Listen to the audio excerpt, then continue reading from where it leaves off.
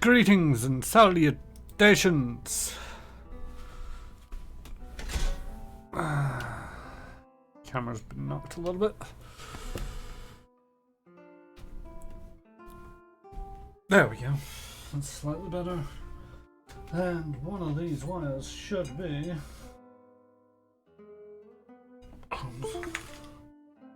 my light. It's not even plugged in right now. There we go. Right, okay. And I also forgot my phone over there, so be right back. I'm a professional.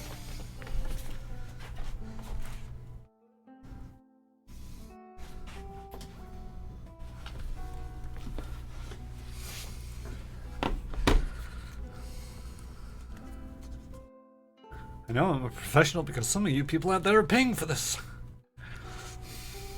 Which is very much appreciated, by the way. Come on.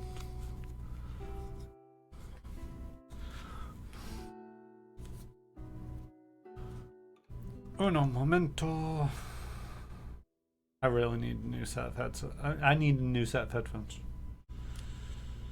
Because this set of headphones is starting to fall apart. Because it's falling apart, that's a little bit of the fluff that's supposed to be cushioning my ears. There's enough still in there.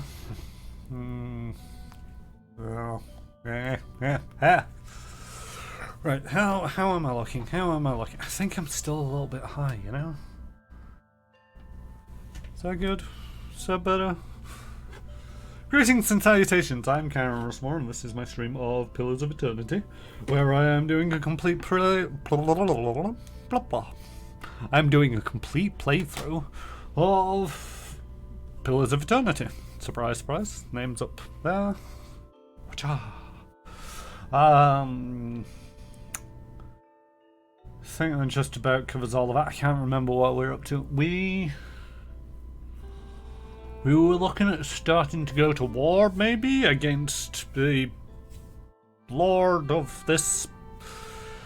There was a lord who was in control of this area, but they weren't really doing anything with it. So when I came along and started maintaining the place, they got grumpy about it because it was theirs. But somebody higher up the chain, the Duke, I believe, turned around and said, well, you weren't looking after it, so tough, it's theirs now. So now they've decided that they don't like the fact that somebody else is, you know, technically in control of it and has permission to tax and the rest of it, the locals. So they've decided to start causing a little bit of trouble for me, hiring mercenaries and whatnot, and terrorizing the area. As such, they're very much a pain in my ass. So I've got to raise an army of my own to go take care of that. And the camera has started going bleh again. I don't think there's anything I can do with it right now. Anyway, okay, enough dilly-dallying. Let's get back into the game. And I forgot to do my whole thing of setting. I brought my phone over here, but I forgot to set it up so I can actually see the chat. Nope. I've just realised that my headphones are on. I don't want that, as much as it might be useful. If there is anybody around, but I do kind of have a feeling it's one of them days where it's like I'm actually thinking of. I'm just gonna have to do this myself. Just ta-da! It appeared. Great stuff. There's a lot of people who stream, including just from the Stumbled In, around this time on this day, which basically means that I'm not getting it's. I say I'm not getting a lock in with the people. It's because I'm somewhere in the middle. That most people have already settled into somebody else's stream. So when I go live, it's I'll catch up with them later. But the thing is, by the time later comes around, somebody else is already streaming. And they're going to be streaming longer, so it kind of makes sense to go to them, and anybody who wants to can come pop into my channel. The thing is, everybody already gets settled into the other channel, and then, lo and behold, I raid into them.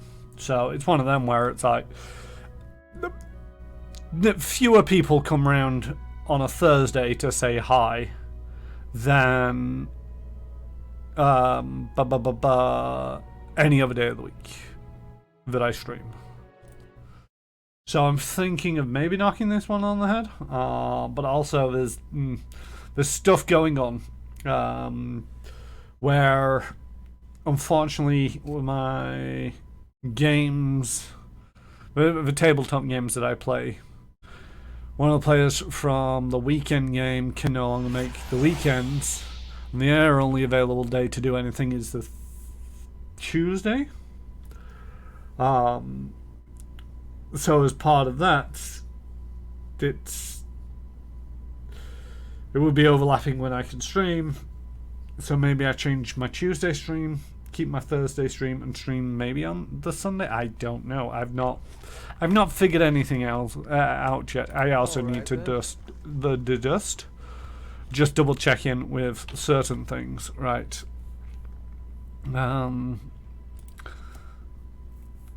Help raise an army at Sade Newer. I think I've already done that. It's all like I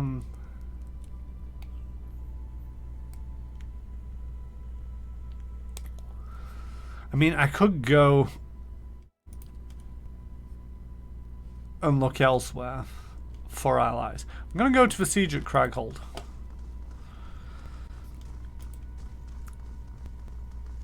It's kind of nearby. I've not been there yet. Again, this is one of them where it's like, I don't know. I like open world games when they give you an idea as to how difficult anything is. Looks a little healthier than before. You know, there's no scope on this for, is this a terrible idea? Is this excessively more difficult? Is this excessively easier? I think it warns you if it's easier and comes up with a little prompt saying, oh, this area is far too easy for you. Do you want to up the difficulty? Allowing you to remain a challenge. But what they don't do is bring the difficulty down if it's too difficult for you. Which is a bit frustrating because it's like, I'm going here. I don't know if this is going to be impossible or whether this is going to be a walk in the park. And so I've just got to run in blindly and hope not to die. And if I do die, appreciate that I'm probably just too low level for it. Go somewhere else in the meantime. Where do you think you're going? I took 2 steps forward. I'm just walking down this road. One of the guards takes a step forward. She looks up at you and looks you up and down with a sneer. This area is under the control of the Torn Bannerman. Anyone else wanders in, they're not leaving again. What's going on here? For starters, I've got orders to put a sword through your gut if you don't turn around and run back home. Let me pass. I'm the Lady of Sadenua. What, that old pile of stones? Your fish bait's what you are. You don't get back down that road. I do not appreciate being told what to do, especially when I'm just trying to walk down a road. We've got trouble over here. Yes, you do.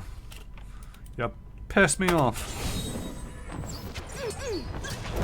What the fudge was that?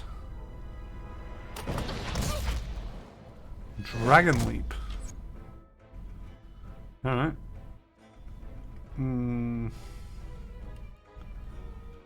Autopause Extraordinary Defense Alof.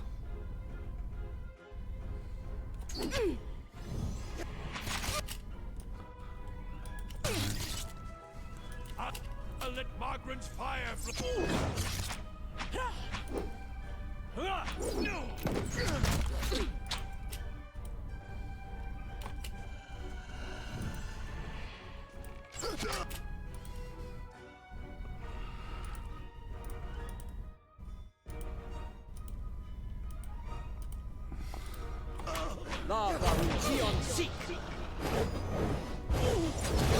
So I arrived, said hello to these people, and I'm nearly dying.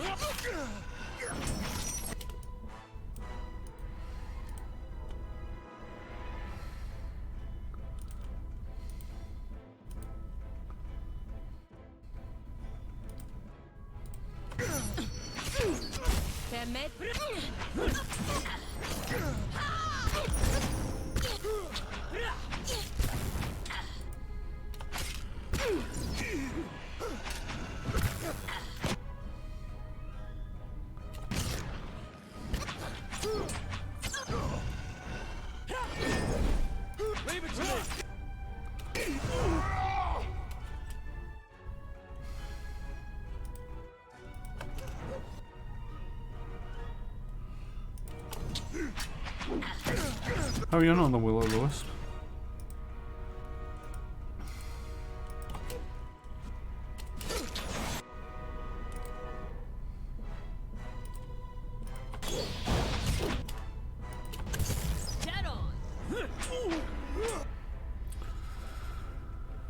Oh, what now? Oh, the Will-O-the-Wisp is dead.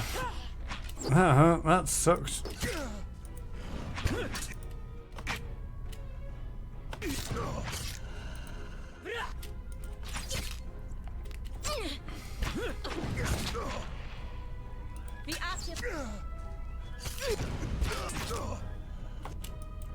Not after me. Go after them.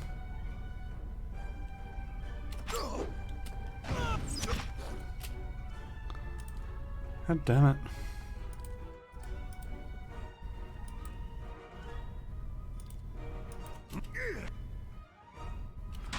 They're being very mean. There's 2 of them. There's 6 of me. I should be able to win this one.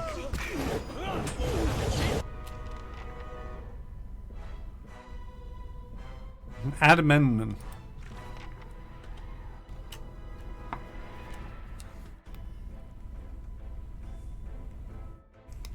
Conceal Halt's Manor is located in the northeast of said Newer. It is built atop a remote bluff called Cragholt. I should travel to Cragholt to ascertain the situation. Members of a torn bannerman did not appreciate my presence near the camp. I was forced to defend myself from their aggression. And it's like, yeah, you think? It's one of them down. You're not looking good.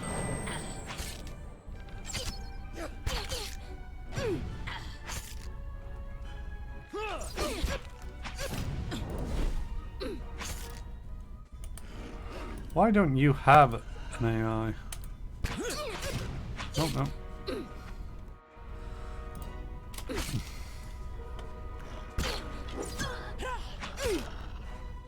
Your camera is going a little doolally, by the way. Is it a little doolally or is it totally doolally? Because I noticed it playing up on me before.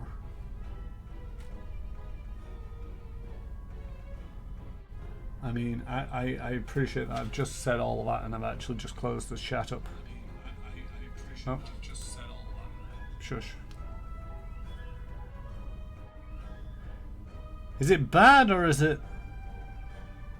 I mean, it's difficult for me to see on this damn thing. All I got is a mobile phone.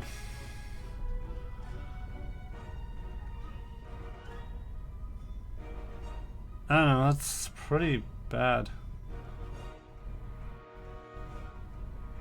I'm still oh, okay.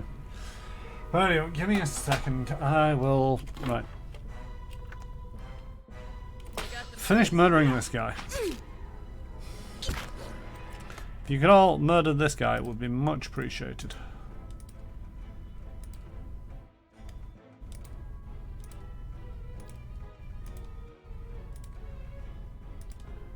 I'm ready. Can't get a good shot with this. Yeah, I do. 666. Adio? Pronunciation of words is difficult. And I'm not very good at it.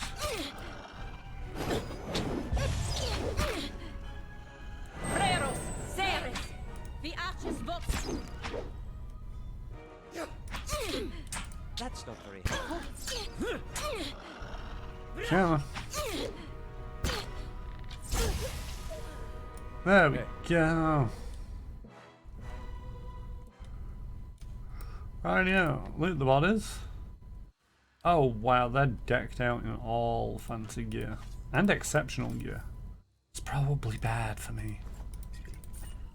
Right. Hey. Let's retreat down the road. Back to Sednua. Some of them aren't looking very good. Come on. Load up. Load up. Load up. Load up. Load up. Load up. Load up. Alright, okay. Let's see, because this is jittering all over the show. I'm going to try, first of all, I'm going to try changing the settings of it down a little bit.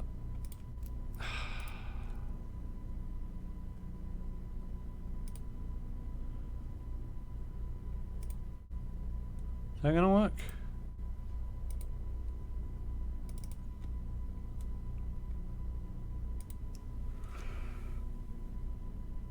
That looks like it's frozen.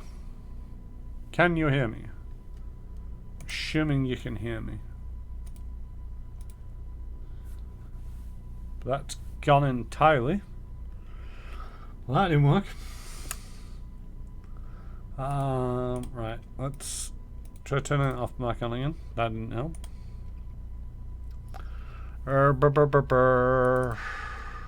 Undo. There is no undo button. I mean, I can set it back to that. Did that? No, I didn't. Right, so let's try removing it. Ta-da! Now you can't see it at all. And now if I add back in the camera, video capture device, add source, new web camera, shrink that down. That's not helped at all, because it's... I'm just now giant and frozen. Yeah, the frame is still there, because, you know, the frame isn't attached to the camera. Have you fully closed out? No, I have not. The thing is, for that to happen, I've either got to stop the stream, or I've got to remove all of the cameras.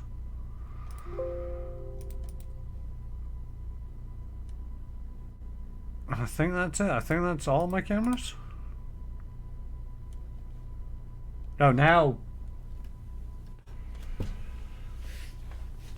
Well, now I've got a problem. Now can you hear me?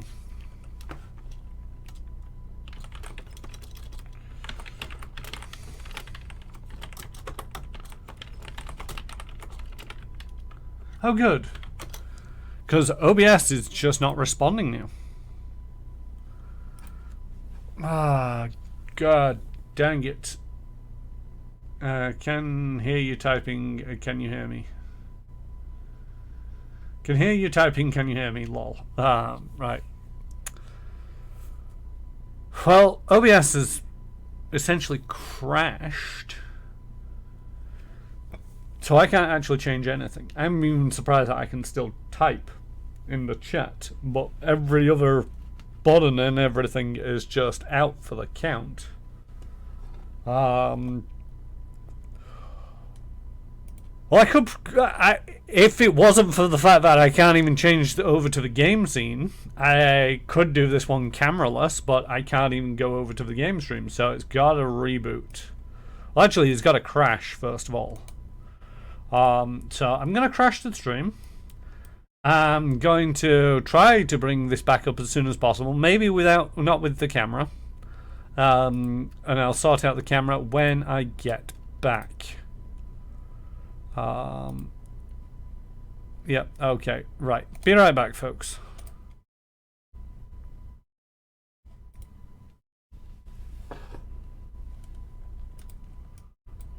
The hell's still got the camera?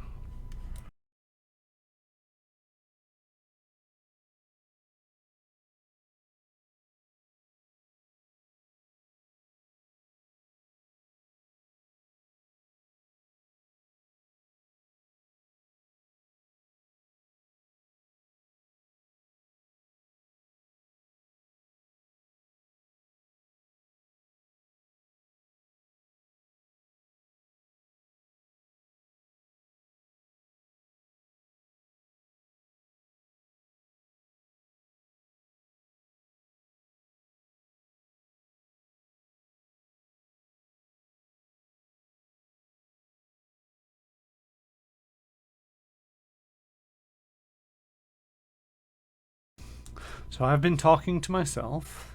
Hello, greetings and salutations. I'm back. The camera's back. The camera doesn't seem to be giving me any issues at the moment. I've lowered the resolution down on it again, and I don't think I look too bad on the full screen.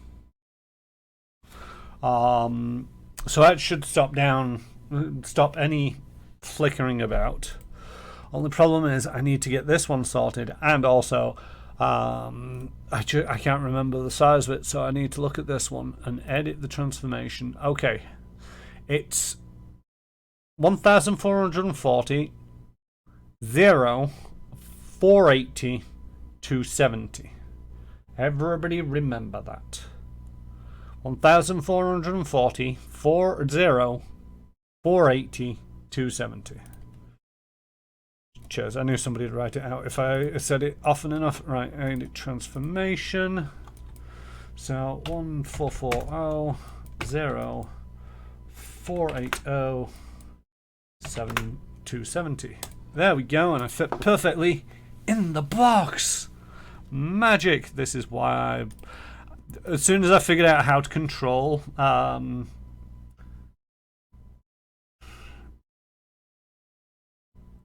I mean, it's your overlay that looks bad if you changed one of the numbers. I won't be perfectly in line with the frame.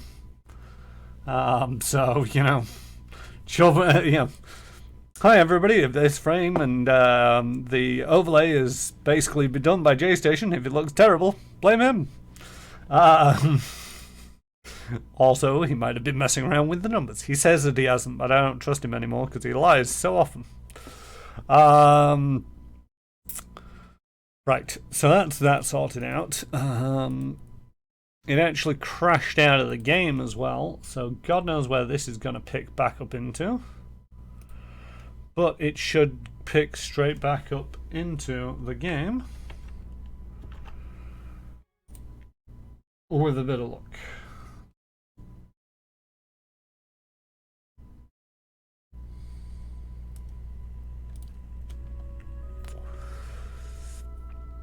Oh no, it's got autosaves, haven't it? So that's pre the fight.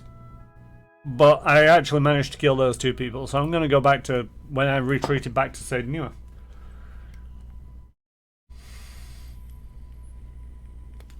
Probably going to try and skip the rest of that area for the moment. Just not go back there for a while. Before I went there, I was talking about how the fact that I don't like the fact that this game doesn't really give you any hints or any advisements on what's difficult, what's easy, in terms of what quests to do. So it's like, I don't want to do that yet. Next thing in the list is Siege at Cragholt. Okay, go off, do that. Get murdered at the door, nearly. Run away with tail between legs. So now we're going to try to do something else, because I don't want to go back there and be struggling this entire stream.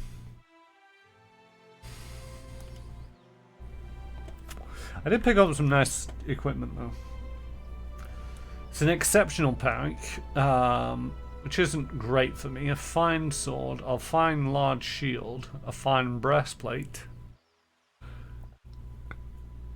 and some fine chainmail.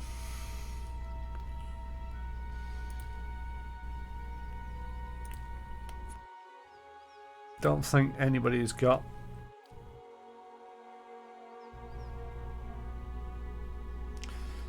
yeah, it's better than the armor that he's wearing, but only by 1 point, and it makes him 5% slower. I don't like that, so yeah.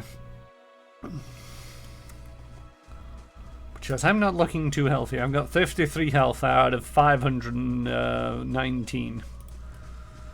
If that hits 0, dead is dead. Although I think it's also dead is also game over.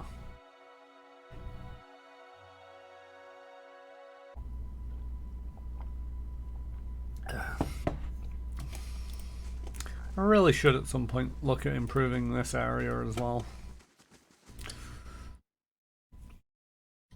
I do think to a certain degree, you know, judging by... So when you go to an in-room and choose a type of bed to stay in or in-room to stay in, it gives you a bunch of options and with varying degrees of bonuses.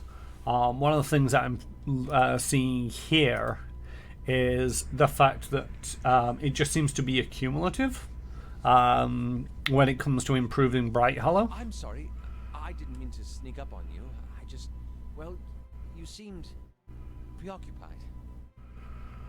See, this is creepy, Alof. This is creepy, everybody. There is more than one bedroom in this place. Just don't be... As you begin to stretch and soothe the aches from your body when you feel Alof over your shoulder, he looks away quickly when you notice him kneading his hands and into squirming fists. What's on your mind? I suppose I've just noticed you acting a little, unusual lately.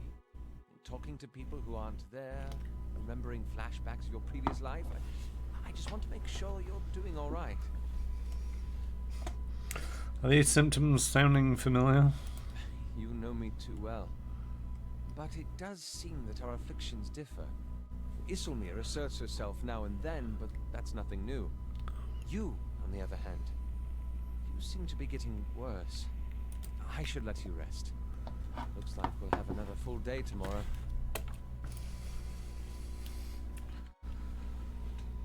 They're all just very close. Yes, they're very close to me, but it's like 1, 2, 3, 4, 5, 6, 7, 8, 9, 10, 11, 12, 13, 14. 14 beds in this place, and they all choose to sleep in mine. Why? It's just... I feel that they could have done something about the rest mechanics. All those other ones are haunted. We're adventurers. We take care of haunted things by murking them. Just kill them and be done with it. Don't all have to share the same bleeding bed.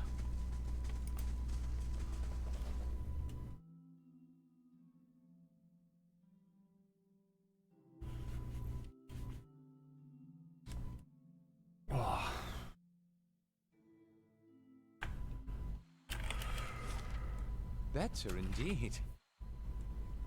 But yeah, what I was saying is, when it comes to Bright Hollow, when it comes to some of these things, upgrading the library will grant a lore bonus upon resting at Bright Hollow, which seems to be accumulative with, as well as a dex bonus for resting. A mechanics bonus for resting, a resolve bonus for resting, an intellect bonus, a might bonus. So once you get all these done, as it were, it very much does seem like potentially that you'd be daft to not rest here. And Children's Five Sons, don't want to go to that. Talk to Steve. Oh no, don't want to do that one. Cliffs, Endless Path, said no, Endurance. Alright, I have no idea what else to do apart from... We can go to Dryford Village. I mean, we might have to do some exploring around. Try and find some of these odd ones that it wants me to do. Is my stream frozen? Or just my phone? Oh no. I just can't see squat. Okay, I'm going to switch this back over to... stream and management, so I don't get distracted. Oh, I don't want to be disconnected from the chat. I want to be connected to my own bleeding chat. Thank you very much. Connecting. Welcome to my chat room. Yes. Thank you for letting me in my own chat room. Alright, Nightbot just said something, so that's okay. Alright, accept. So they want me to go to there and there. That's a terrible place. That's a terrible place. I think I tagged most of the sides. Let's go to the Woodend Plains. I don't think I've been here previously. The machines are rebelling tonight. They are indeed. By the way, don't be surprised if your chatbot is balked.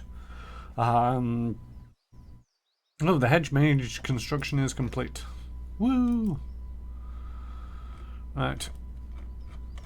So the Hedge Mage... The Hedge Maze got us security and grants a stealth bonus on resting. I think that's... Warden's Lodge watches over the wilds near the stronghold. Upgrading the lodge will grant a bonus to survival skill upon resting at Bright Hollow, as well as provide access to the Warden, who offers high-level bounties. I don't really need high-level bounties. I got enough to be going on with.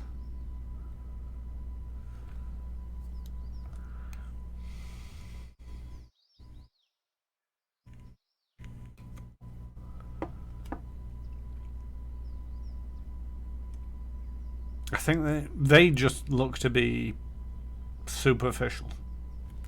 Yeah, you're not the only one. Yeah, you're not the only one today. And my elaborate system is sure to have been affected. Haha. Yeah, your audio alerts are probably going to be going nuts. Rightio. So we're just going to go with. See, what does this grant us? What does prestige grant us?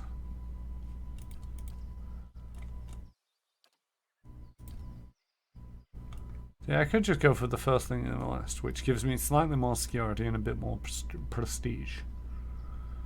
Security is obvious. It helps the taxes. 3. Wait, what was this one? That one's 1. Let's continue focusing on security. 1, 1, 2. Have we got any other 2s? We got a 2 here. Oh, we got a 2 and 2. Sounds like an idea, really. 2 and a 1. A 1 and a 2, sorry. Let's go with the 2 and the 2. It's only 2 days and 1,000 gold pieces.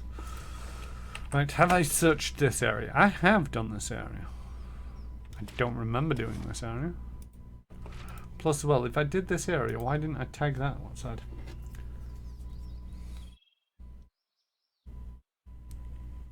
I've got bots chatting to bots. Yeah, I mean, this is the thing. It's all I appreciate that, you know, it's one of them where it's like I won't mind getting sound alerts sorted. But 1, I don't know how to, and 2, I don't like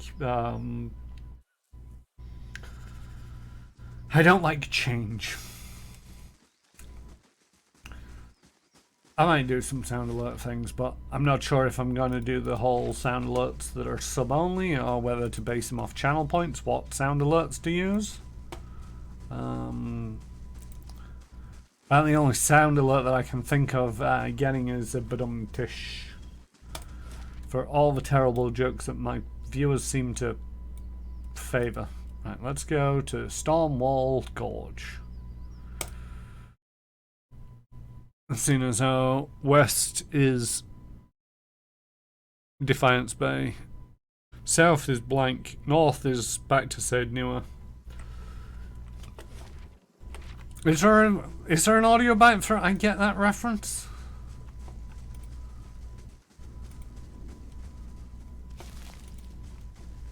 And are all you people just going to play it ironically when I don't get the reference, but I should be getting the reference? A feral druid? Good. No, I want everybody to line up. There we go.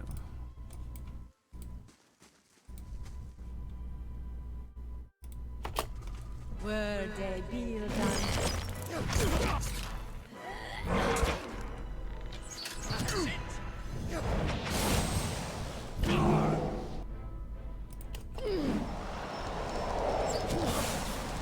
Spot on.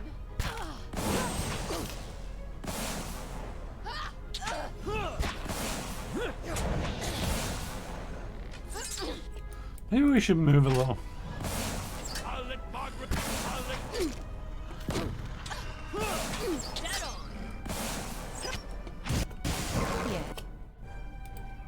Let's have some will-o'-the-wisps out deep. Because everybody murder that guy, and you guys split up and murder this guy. Can't tell who's doing the lightning strikes.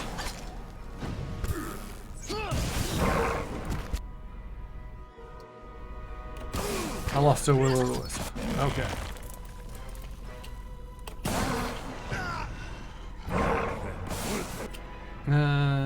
There is on my channel, or there was at least, lol. No, I went with the more positive one. The channel point redeem has the channel point redeem one has a library of sounds that come with what you can browse, which makes it a bit easier.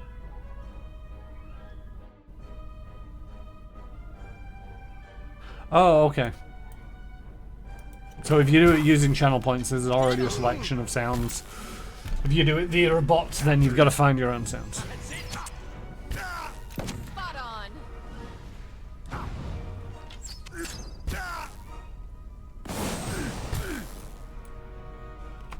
Why did that druid get bigger?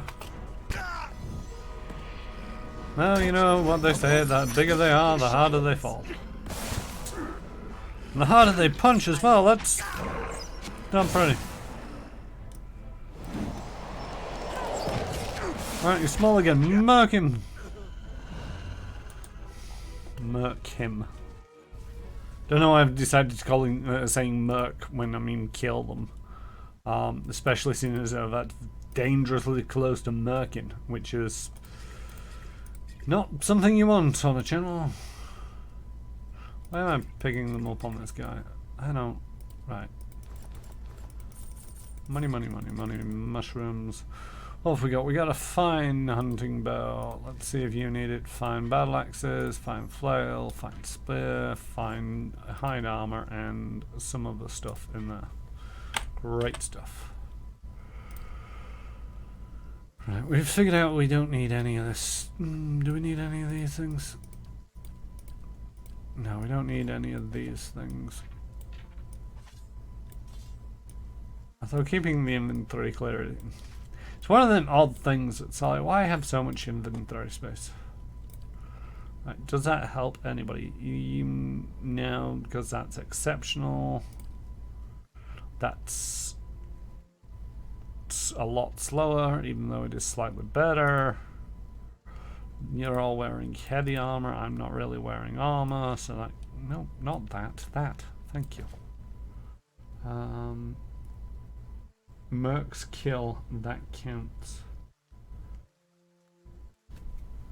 Yeah, murking them makes sense, but at the same token, you know, you can use your own in the channel point one if you like to, but there's a big selection. Yeah, fair enough. It's just one of them where it's like, I'd like a... I'm thinking of putting in a selection of audio sounds. One of the things is, it's like, there's... Luckily, UJ Station, with the audio sounds that are points by, you've put the prices where I think are reasonable so that people don't spam them, and the ones that are by your bot have a minute timeout so that they can't be spammed excessively, and most of the people that come to your stream don't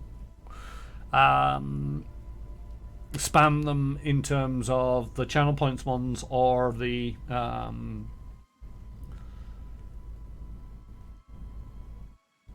sub ones, which is great.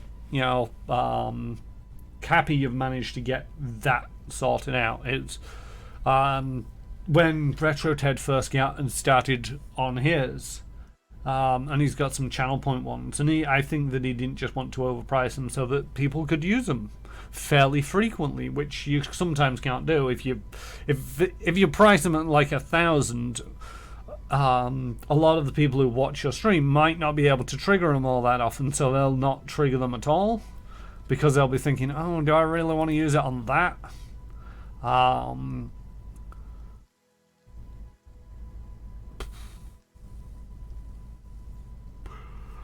know it's slightly more accurate. Now this has got +4 accuracy.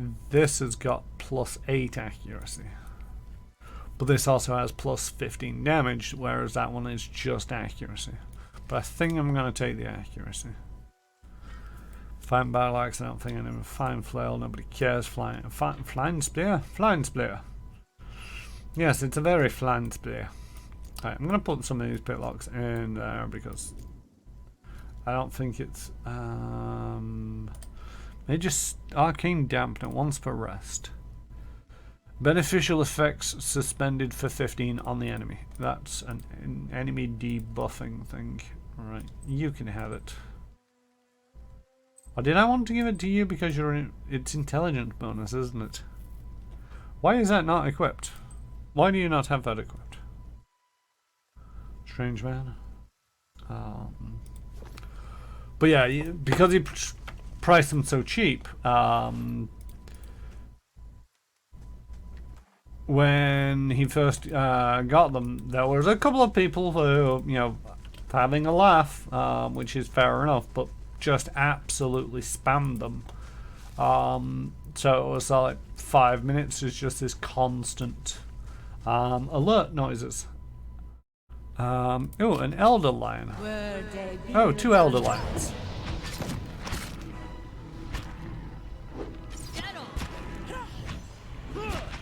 Does that mean that they're an elder lion, as in they're an old lion, or is that... Oh no, they're just lion. Okay, elder lion and lion. That makes slightly more sense. Elder things occasionally get crossed over with eldritch things. And eldritch things are, well, creepy. Wasn't sure where they landed on the scale when it said elder lion.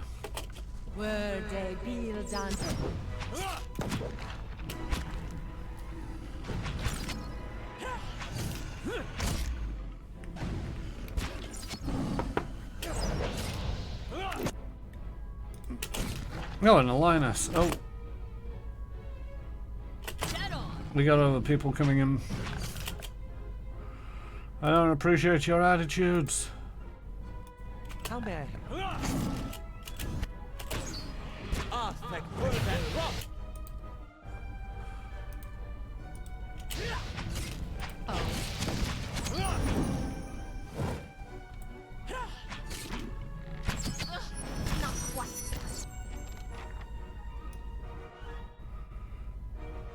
Don't kill the...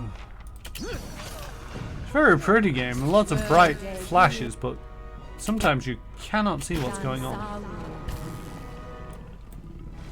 Leave it to me.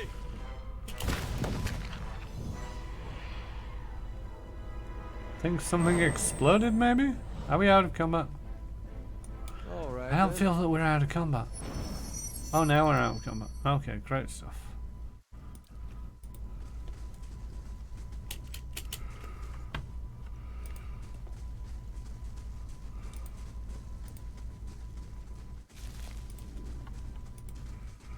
Do.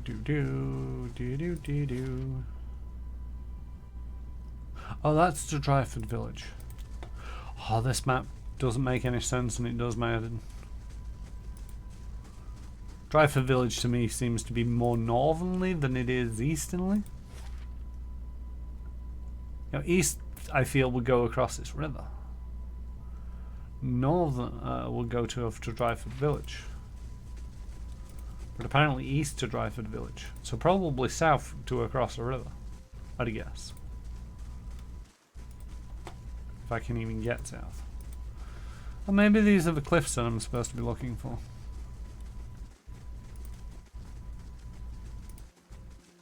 Or maybe it's just a walkway down. We're going down.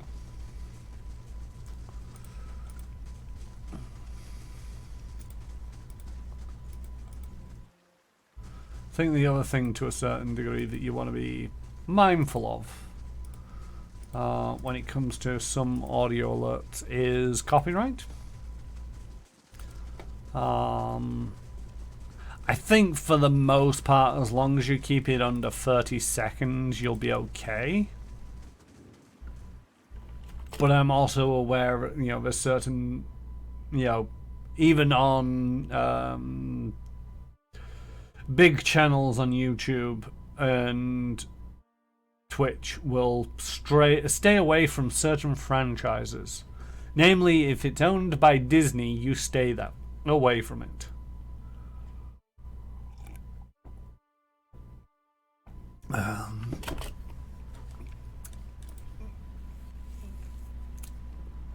But hey, I mean, I'm only a small-time channel, so chances are I don't really need to worry that much. It's just one of them where it's like, I worry about these things because why not? Chewing on an uncooked a piece of uncooked meat, a small Orlan dressed in tattered leathers offers a mumbling greeting and waves his hand. Despite his pleasant smile, the upper portion of his portion of his face is in a sorry state. An eye patch stitched with a stylized eyeball wraps around his head. An ear is a mangled remnant that twitches and spasms, while the other ear perks up as you approach. Next to him is the splayed carcass of a deer that appears ripped open by a bear or wolf. You hear a gurgling rumble next to you. Zangi places her hand on her stomach. Her eyes are on the carcass, still fresh. Utmak's pink tongue lolls out of his mouth. If this is your deer, you need a new game warden. Name's Haravius. Hungry? I can't eat all this. First catch of the day, help yourself. He smells, bites a bit of sinew and a tendon dangling from his bloody lips. His one good eye twinkles. Taking a step back, he spreads his arms wide and presents the carcass to you.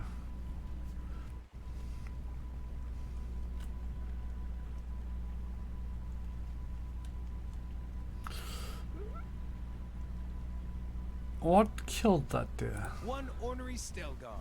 Though looking at the deer's insides, it had a malformed but delicious heart, and would have been dead within the year regardless. Galloway chose a fitting end for this fine animal.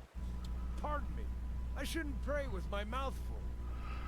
He bows his head at the deer, starts to breathlessly chant, but then stops abruptly. What brings you here? Other than the delicious venison, new trees to document, new animals to sketch, new sights to be seen. I've learned as much as I can from the druids of my circle. I'd rather wander and learn than take root and stagnate. So if you're traveling to Deerwood and need another set of hands, I'd welcome the safety of a group.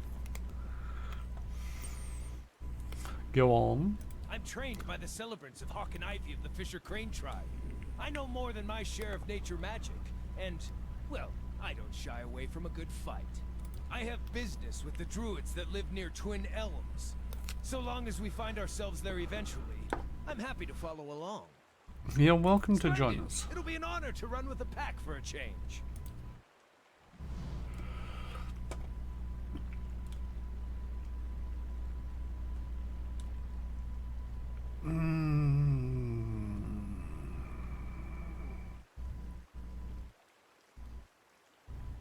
These are all very good characters. One of the things is, it's like, when it came to Tides of Numenera, I didn't feel that spoilt for choice. It was very much thought, okay, these people fit the personality that I'm building up. And the same applies with Pathfinder Kingmaker. In Pathfinder Kingmaker, it's got the alignment system, so one of the things is, it was fairly easy in being sort of like, I am lawful good. I'm going to try to keep people as close to my alignment as possible. But when I couldn't get my alignment, anybody who was one step away. So lawful good, so neutral good, or neutral good and lawful good. No, lawful neutral. He's one step away. 2 steps away would be chaotic good and lawful evil, as well as true neutral, because you're moving twice. And I was able to fill my roster with people who were roughly of my alignment or one step, maybe two steps away. You know, to go right across the board down to, well, if we got to chaotic evil, it's 1, 2, 3, 4 steps away. And you only go horizontally or vertically, you don't go diagonally. When counting alignment shifts. So by doing that, it was very easy to make my party. In this, I don't think there is any kind of alignment per se. Yes, you've got deeds that you'll be doing, and people will react differently depending on how you're doing those things. But at the same token, I've not come across anybody yet, I don't think, that is inherently evil or inherently good. I think a lot of these people are just trying to get by and do their thing in life. So, you know, none of these 6 or 5, not excluding myself, are anybody that I want to put down, but I also want to kind of know these guys' story. But I think I'm just going to have to bench them because I don't want to switch out at the moment because I want to know these guys' story. It would be great if somebody else would want to stream Pillars of Eternity, maybe, at some point. And whatever my final sort of like arcing party happens to be, choose completely different people. It might be a little bit rough because you don't see Sangi until you get close to Defiance Bay. You don't get Polygena until you're in Defiance Bay. Connor is over by some castle that you've got to raid, and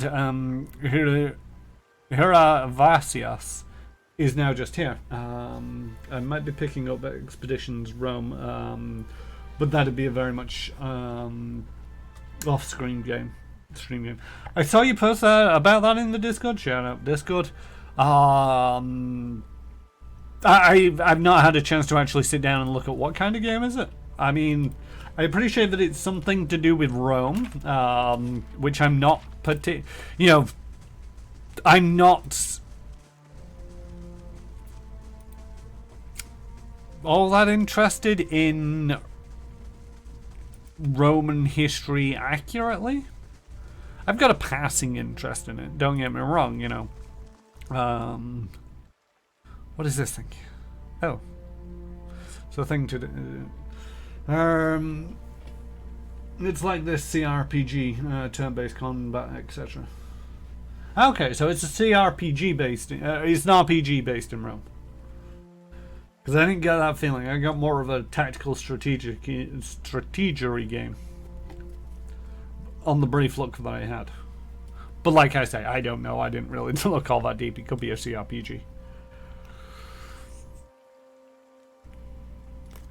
World map, leveling up, all that game.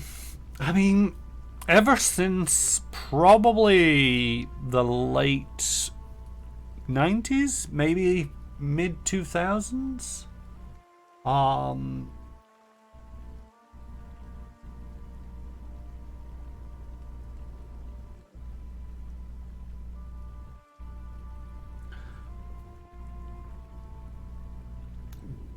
Developers have blended genres. I mean, they've all, you know, some games have always blended genres. If you watch my playthrough of Dune, it was all like it was half an adventure game and half a strategy game. Kind of. It wasn't a very detailed strategy game, but it was a strategy game in there. But that was back in '92. But a lot more recently, you know,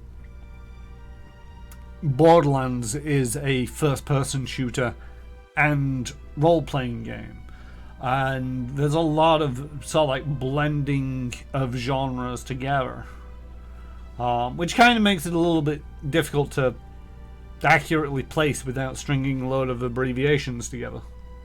Woo, Borderlands. Woo, indeed. I was going to say it's been a while since I played Borderlands. I played Borderlands 3 not too long ago, over Christmas. Not got around to finishing it yet. The bright sun casts its light on a pattern. The bright sun casts its light on a pattern in the ground. You kneel to get a better look. The stone here has been carved with a few simple shapes. A small circular indentation marks the center, and a much larger circle surrounds it.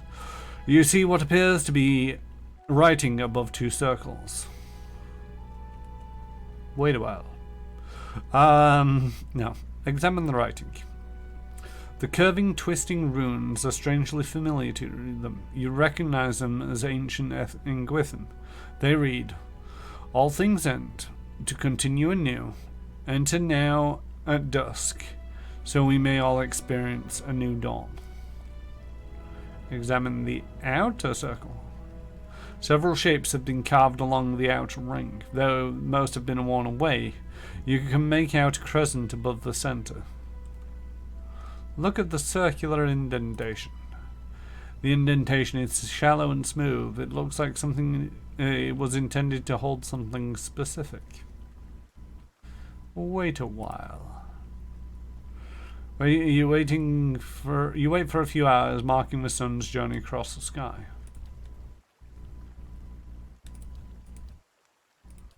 I'm guessing that I need to find something to stick in that. It's going to stick out of the ground, and then at a certain time of day something happens, but I don't have a thing to stick in there for the moment, so we're just going to leave. Because waiting didn't do anything for me, and I could wait all bleeding night. There's a deer. Run, deer! There's a mad druid around who wants to eat people. And things. I've just remembered I've not put my bins out.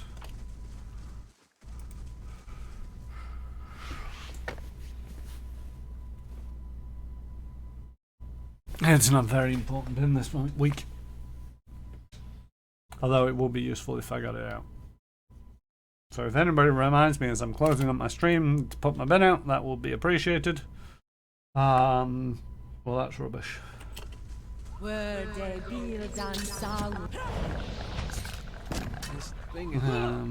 with that, I must be gone.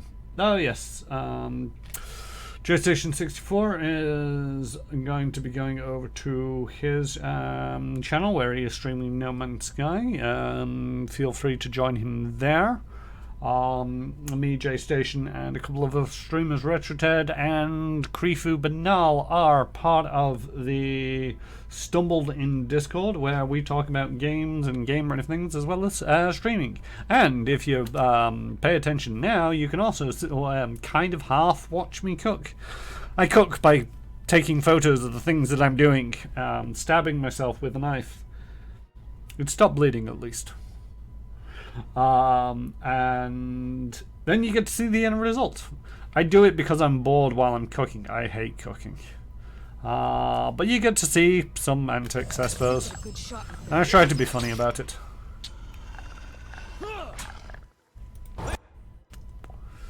Can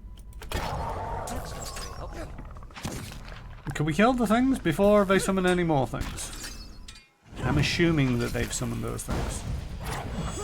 These things do not look infestation of maggots.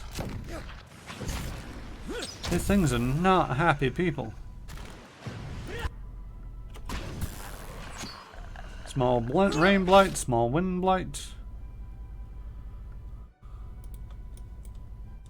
That's not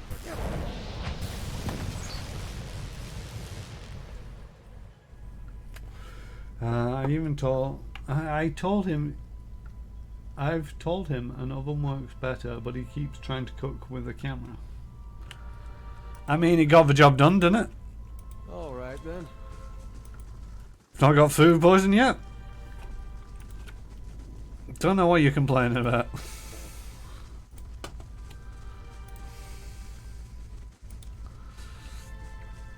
As long as you overheat the camera, which isn't difficult in some cases, just use it.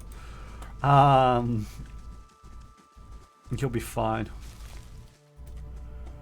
And if you do go looking at the pictures, don't worry, I am reasonably proficient in the kitchen. I'm not likely to give myself food poisoning, although that was one of them things where there was a moment halfway through cooking. I had salmon for food this evening.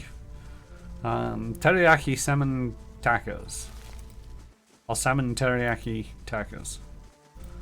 The word ordering sounds weird no matter which way I say that.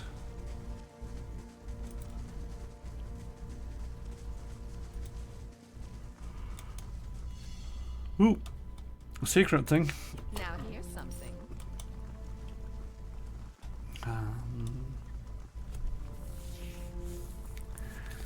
Yeah, I think I messed up the teriyaki sauce a little bit. It wasn't bad by any meaning definition of the word. It was quite nice, but it didn't. You know, I've had teriyaki from sushi places and just generally out and about, and you know, trying to think where else I've had teriyaki. It's mainly been sushi places. I think I also got some teriyaki styled ramen noodle things at some point, which weren't bad. And they kind of taste like teriyaki because, you know, it says it's teriyaki and it tastes like teriyaki, so you assume it's teriyaki. Doobly what's it? Flibbity flop. What ruins? What am I doing here? What am I doing here? Oh, that was it.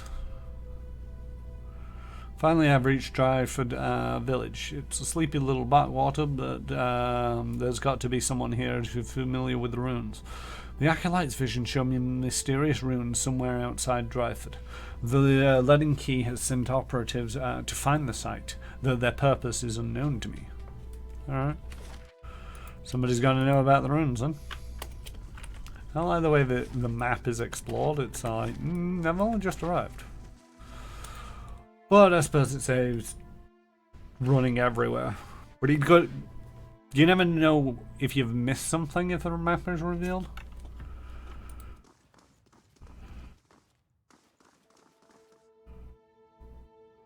Let's talk to Selby. Talk to Beomar. No one trusts me with anything more than lighting the candles. I mean, I trusted you. I talked to you first. Out with you! I already told you what... I'm sorry. I thought you were one of those ruffians.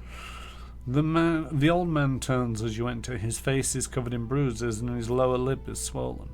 He stops and peers at you, squinting through a black eye.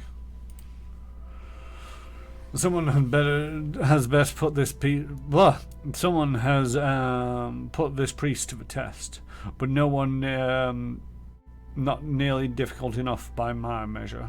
An amateur's work. How may I help you? He gives you something between a smile and a wince. What happened to you? I never saw their faces. Strange hooded men asking about those ruins. Cleoban Relag. Most of the brigands who come through here asking about the ruins are looking for a few ancient trinkets. But these people knew the name, and they were in a hurry. He hobbles over to a filmy window. He peers through the dirty glass. Chiliban Ralig is where Ida's brother had a battle and he wanted to go see it anyway, so double bonus. I wanted to know where Cleoban Relag was. I tried to keep it from them, but I couldn't hold out forever. I don't know what they were up to, but it can't be good. He carefully probes a patch of blue skin around his cheekbone. He limps away from the window, shaking his head. Aleph looks at you, frowning. That does sound like the leaden key, doesn't it? The old priest nods politely. Is there something else I can help you with? Can you tell me where to find the ruins? The Glanfathan tribe that guards the ruins will kill anyone who trespasses there. And they'll retaliate against us, too. History is any indication. We've had too many fortune seekers stir up trouble of late. If I'm to tell you, I'll need to know your reason for wanting to go. Tell me, because I'll give you and your assistant another good beating if you don't. No. I'm a nice person. Kind of. A dangerous plot is unfolding there, and I've got to stop it. If that's the case, then we may already have trouble headed our way. I'll have to take you at your word. Hey, Saber. You'll find Cleoband Relog here. The trouble you find there, please end it quietly and try to stay out of the ruins. No promises. Tell me more about Dryford. Oh, you're not talking now? Fine. Folk here tend to keep to themselves, as they do in most towns this deep in Drywood. They're suspicious of travellers, but with all these brigands and refugees moving through the area, who can blame them? This is a temple to Barath. What can you tell me about Barath? Barath is the most universal of all the gods. It oversees portals and cycles of all kinds, even life and death itself. Under Barath, an ending is merely a passage to another beginning. Barath has many representations across time and across cultures. Around the Drywood, you commonly see it depicted as the Pallid Knight or the Usher. The Glenfarthans, however, know it as Bwene I Askew, and I Askew I Bwene. Tell me about the Pallid Knight. She is one of the youngest manifestations of Barath, but a familiar one nonetheless. Sources describe her as a gaunt knight in black armor with black eyes, hair, and milk pink. I don't know why I want to say pink. I think it's because it's the pale and the milk. Because if you take the ilk and put the pilk, it kind of goes pink. Brain. Stories describe her as a gaunt knight in black armor with black eyes, black hair, and pink and milk pale skin. She demands the impossible toll from travellers who have tarried too long on her lord's roads. Some challenge her only to slay themselves in the process. Who is the Usher? Kith have written stories, songs, and poems about the Usher for centuries. Sometimes he's folk, sometimes dwarf, and sometimes merely a walking skeleton. He never speaks, but he guides the way to death and the next life. He also creates the circumstances for the wayward to stumble into their own graves. I've never heard of Bwene I Askew and I Askew I Bwene. It means life in death and death in life, respectively. You see them as two skeletal figures, one male and one female. Explorers have found them carved opposite one another in doorways, but I don't know how particular legend. But I know of no particular legends that speak of them. Thanks for the information. Of course, Barath was once more widely worshipped in this area, but it is a silent god. He smiles sadly. These days, people then find themselves in need of clearer answers. Farewell. I'm not gonna rob from the temple. I don't generally rob in this game, actually. Be-whoop. Be-whoop. Be-whoop, be-whoop, be-whoop, be-whoop. Be-whoop, be-whoop.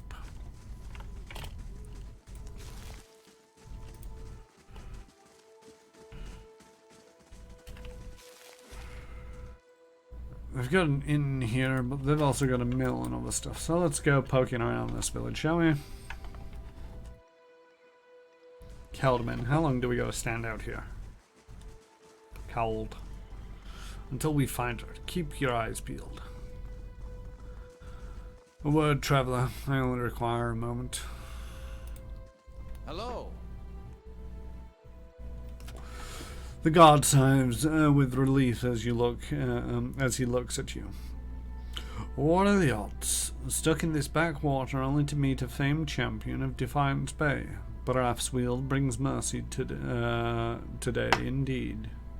His demeanor grows serious. Perhaps you could help. I don't suppose you saw a young elven noblewoman on the road. I'm stuck in this wretched place with the rest of my unit until we find her. Who is she? Lady Alice. He bites his lip. She's the daughter of Lord Nestor Harrond, and she's gone missing. Perhaps you could speak with Lord Harrond at the inn. He'd be grateful for the assistance, and it could be the villagers will open up to you more than they have to us.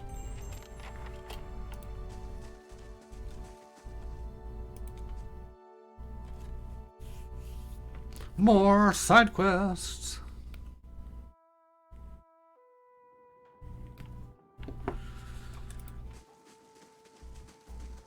The mill slowly grinds away at the trough of grain. What have we here? Oh my god, we found seeds in a batch of grain. Is anybody else surprised? I can't remember last time we had healthy birth in the village. Have you been to Defiance Bay? I heard there's no hollow bone there. I mean, that's mainly because they murder them. Probably. Whew. I am tired.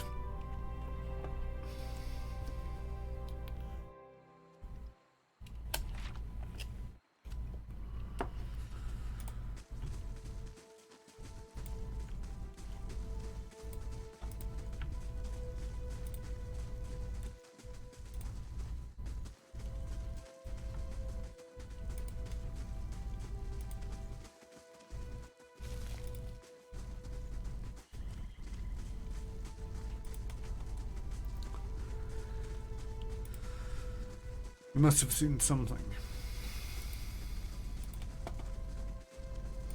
Oh, don't touch it. It would be a stealing thing.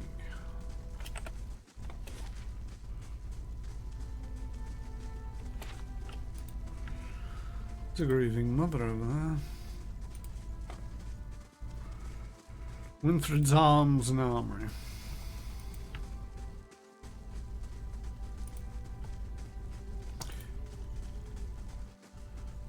The woman looks briefly at you as if she doesn't know you're there.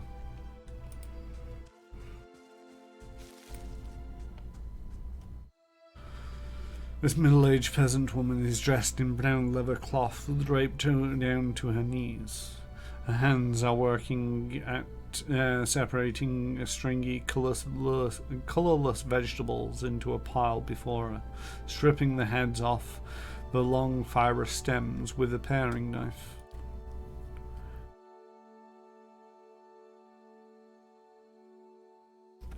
She discards the stems one by one, placing the heads of the vegetables into a small cradle-like basket in front of her. She doesn't greet you as you approach. You're not even sure she even knows you're there. Excuse me? The woman doesn't respond. She keeps stripping the heads from the vegetables with a steady rhythm. She may be deaf. There's no indication she heard you. Study the woman. At first glance, she seems nothing more than a middle-aged woman. Unremarkable. Maybe less stern than most, who seems to be focused on weaving on the weaving in her lap than her surroundings. Yet you suddenly notice she's not stripping the vegetables before her any longer. She's weaving, and the vegetable pots are now missing. She pays you no mind. Her brown locks torn and snagged from the lack of washing, like many of townfolk you've seen. There's a strange blur to her. Even the motions of her hands seem to be playing with threads that lack colour, in a shape that lacks interest. It may be that she's half-minded or deaf. but something feels wrong as you watch her knitting takes on an odd cadence. And you have terrible suspicion of something lurking beneath what your eyes are showing you. This is a creepy description. Focus on the woman. Her brown hair is long, almost impossibly the length of her hand. Almost impossibly to the length of her hands. As you follow the streams of her locks downwards, her hair becomes long and black, splitting off into threads of black and silver and wrapping around her hands. She is forming a soul cradle with the threads, spreading a net in front of you, each finger long and sharp like a series of knitting needles, almost hypnotic. The silver and black strands of her hair weave together, the silver predominating as a highlight, the black shadowing it. And suddenly, you are calm. You are on a plateau, almost the height of a tower, several stories high. The plateau is like a table lying beneath the clear sky, and beneath the plateau, surrounding in all directions, a forest, hazy with mist. Although whether it is actual mist or distance or recollection.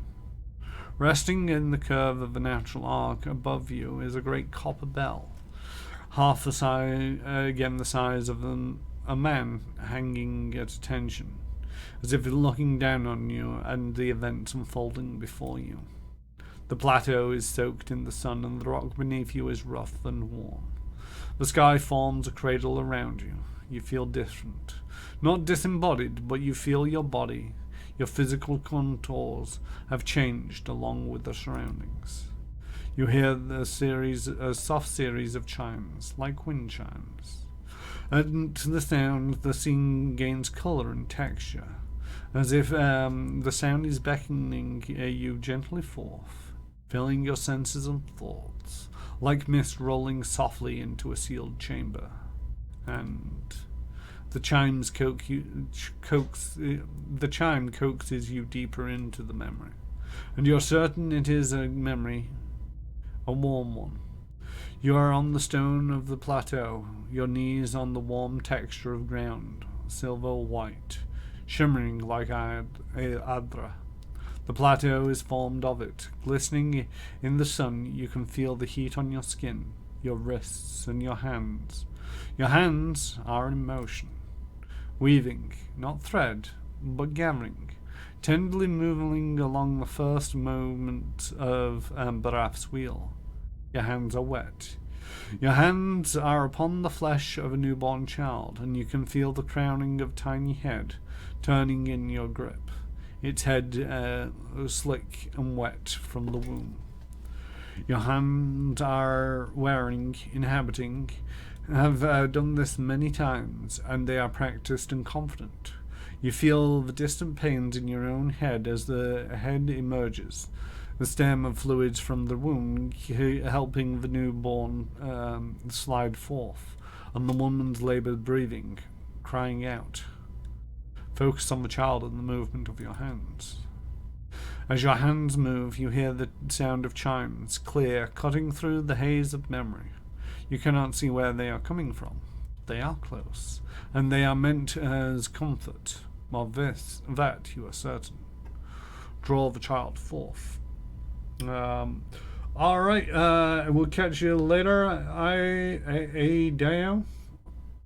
Sorry, I'm probably butchering this name. I'm pronouncing it differently every time. But yeah, I'll see you next time.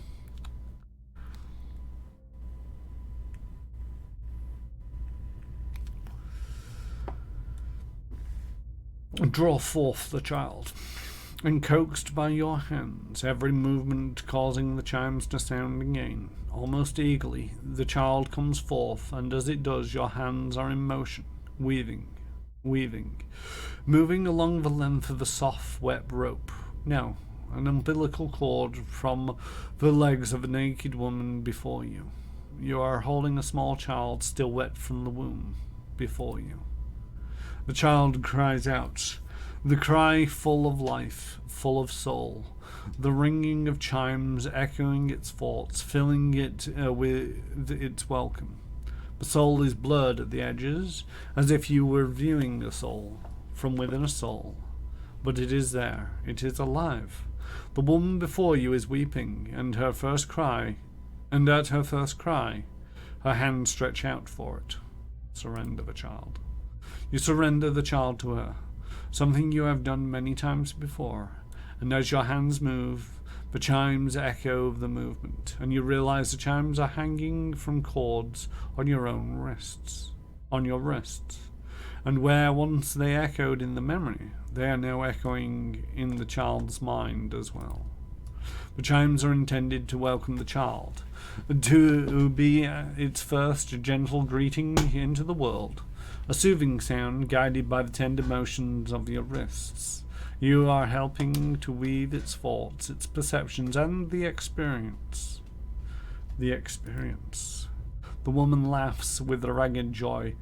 Laughing from a parched throat, her emotions seem soothed, but the physical demands of labor have left her exhausted. But the child is here. The child is safe. And all the top of the plateau is peaceful, calm distance, flattening out as the memory persists.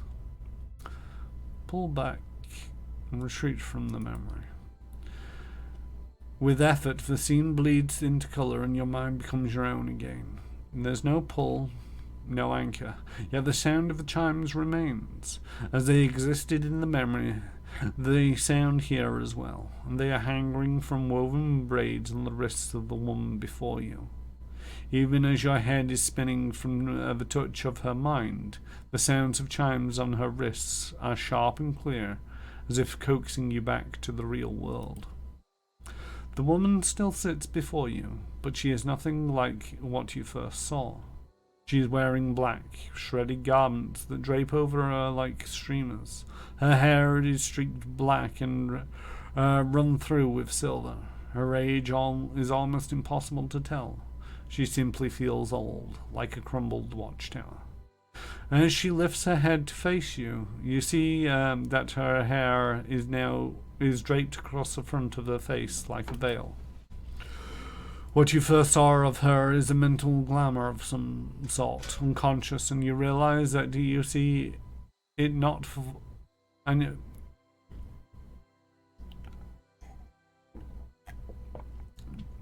you are perhaps the first to see. Oh, wait, no. And you realize what you see is not what the world sees, and you are perhaps the first to see her true self. Still, you don't sense a threat in the realization. If anything, you feel the sense of relief from the figure. You can hear her thoughts, and she is glad to at last be seen.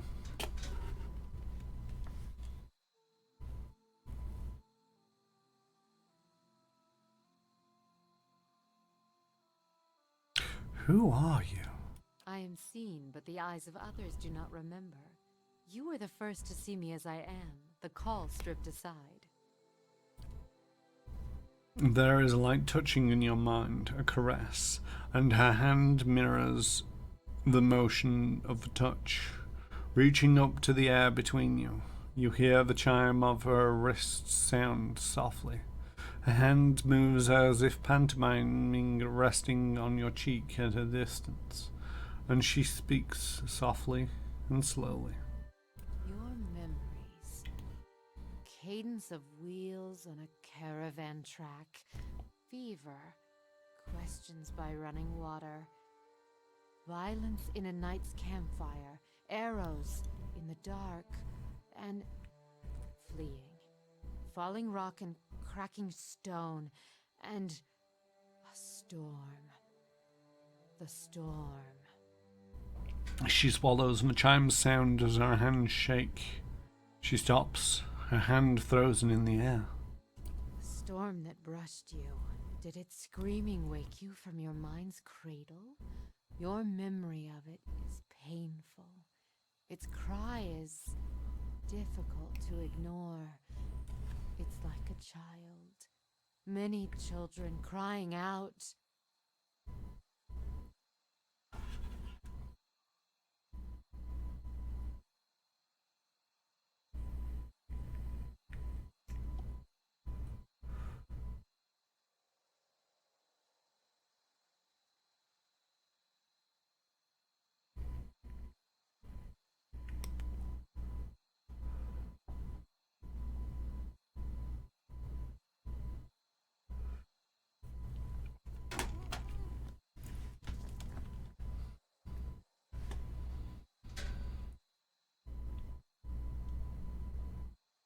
I encountered the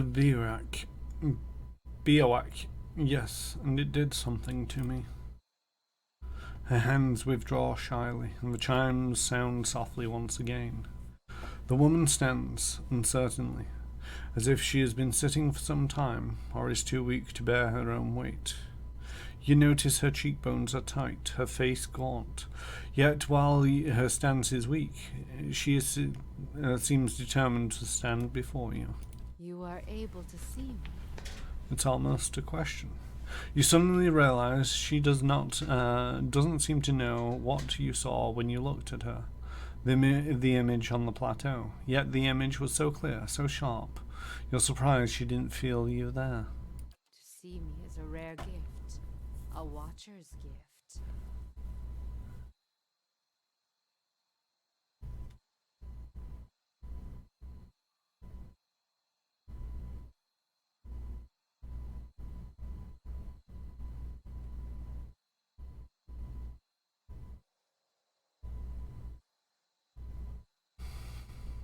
I've never been able to do that with a living person except with you. So many questions, thoughts whirling like storm winds. That storm still roars through you, deep beneath your thoughts, yet muted and secret, like an underground river. I cannot tell if it is carving new channels, or eroding what keeps your true strength buried. The fact that you could hear it at all, survive it, is something few have ever done. Your power will grow stronger with each soul you touch, as it allowed you to reach out to mine. There is silence, and altogether it seems to last for but... and although it seems to last for but a heartbeat, in your thoughts it stretches out between the two of you, like a pull between your minds. You blink, take a breath, and then you realize she wants to ask you a question, yet can't form the words, as if assembling them is painful, or there simply are not enough pieces.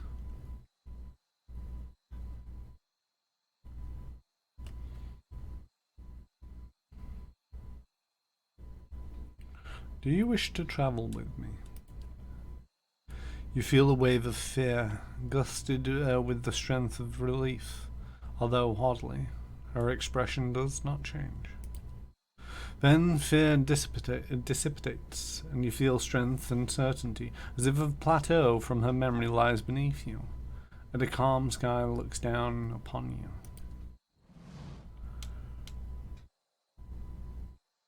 I've just unlocked an achievement. Is that? Recruit all the companions, excluding those from the White March. Okay, so that's actually a surprisingly few number of companions. I was expecting more. You know, to a certain degree, it feels a little bit weird that there's so few. I don't know whether this was sort of like, you know, if they did so few simply because they wanted to tell good tales and they could only come up with 8 good tales, and so that's why there is 8 characters. Then that makes perfect sense, and I don't begrudge them. I was just expecting more than just 8 different companions. Grieving Mother, she's a cipher. I mean, I don't know what the cipher does, but I don't know. She's weird enough that I want her in my group, and I can't think who to bench. I could get rid of Durrance. I don't like Durrance particularly. You walk your path, I'll walk mine. Yes, yes. Burn the Grieving Mother's past.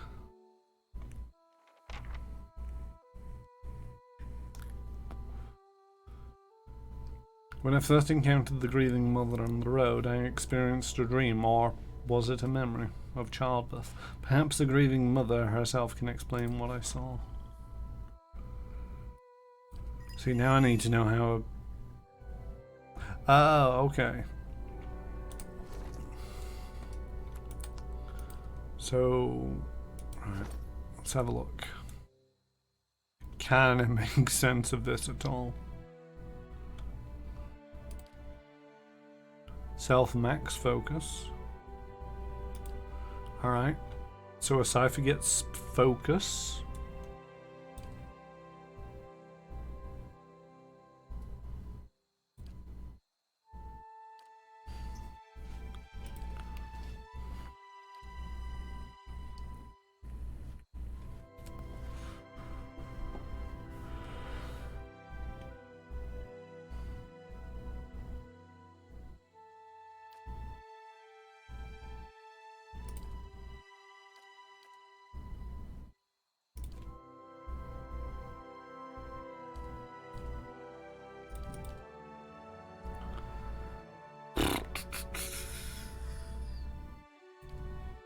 No, I don't. No, I don't. Oh, passive. Focus below maximum. Effects. Plus 20% melee damage, plus 20% range damage. Focus gain. Hey, my kit, how goes it?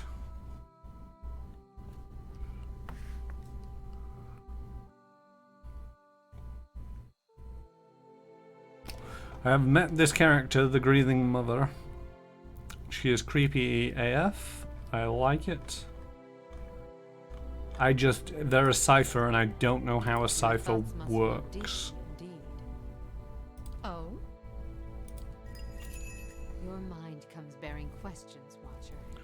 Yeah, I had questions for you.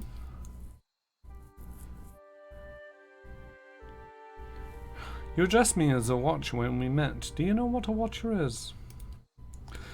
There is a slow chill, and for a moment it seems as if she is going to fade from your vision, as if she can't bear to be seen. Not bad, thanks. How goeth the pillars? I mean, everybody keeps talking about these pillars, and I don't know what they're on about. But it's going okay.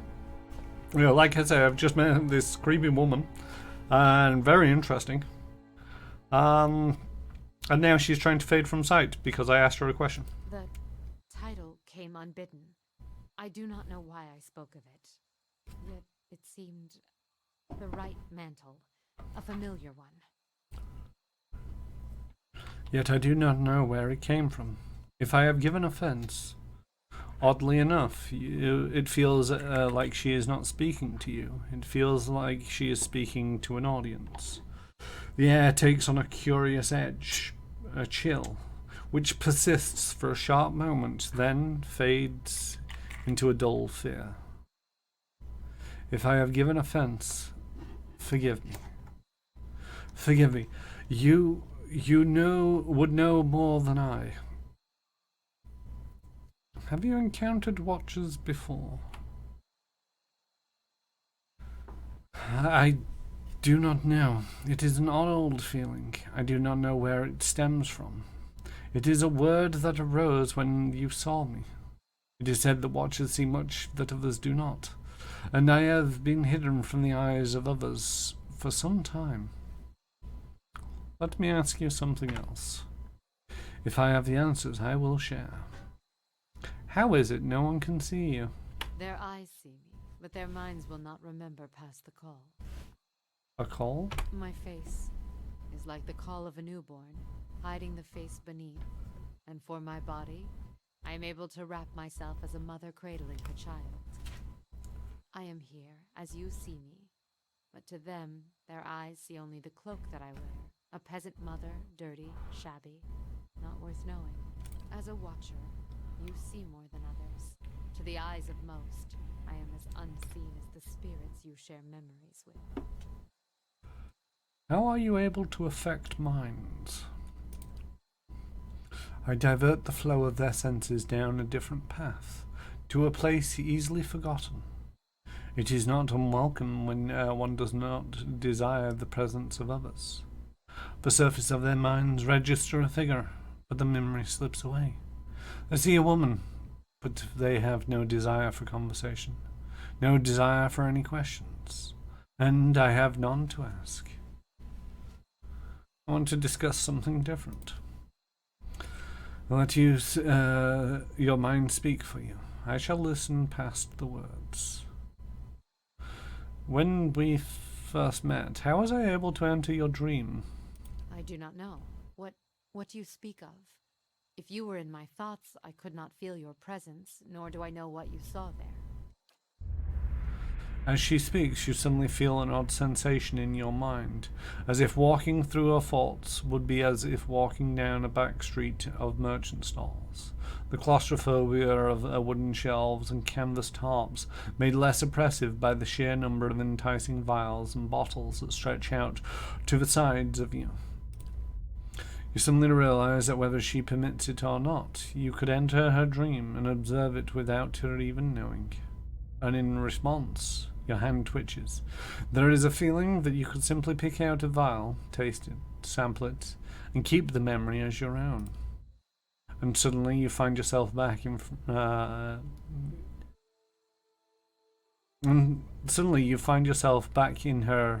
your present thoughts.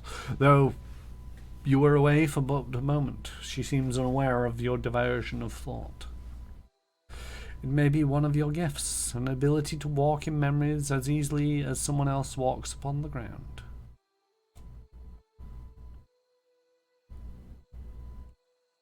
Perhaps you'd like to hear what I saw in your memories?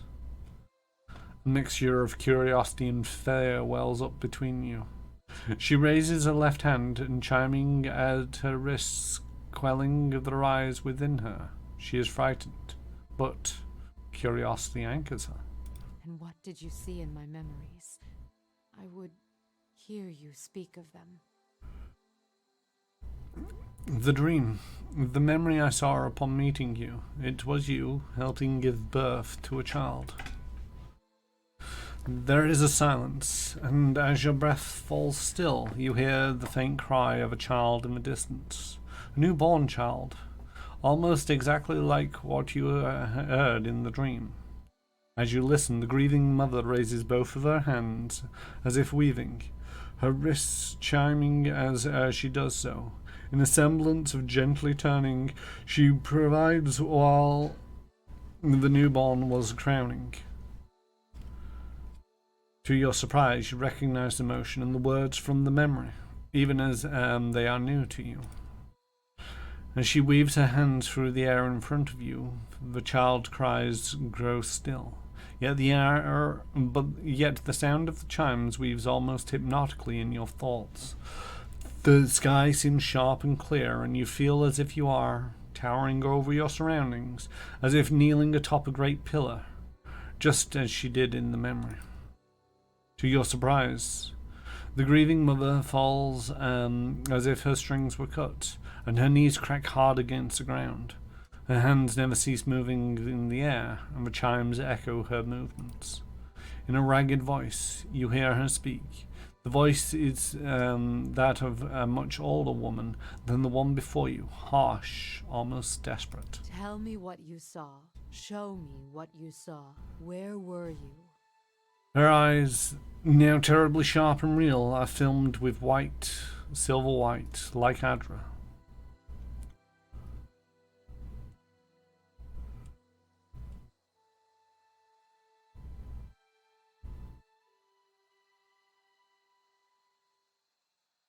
A mountain ledge, I think. It was high up, snow, I think. She leans back as if looking back at the sky, but her eyes are closed, the film building upon them. With a slow intake of breath, you feel time become quiet around you. I do not feel the memory. I do not know if it is mine, but her hair falls across her features again like a veil, and she nods, not with her chin, but with a push in her mind. But thank you for trying.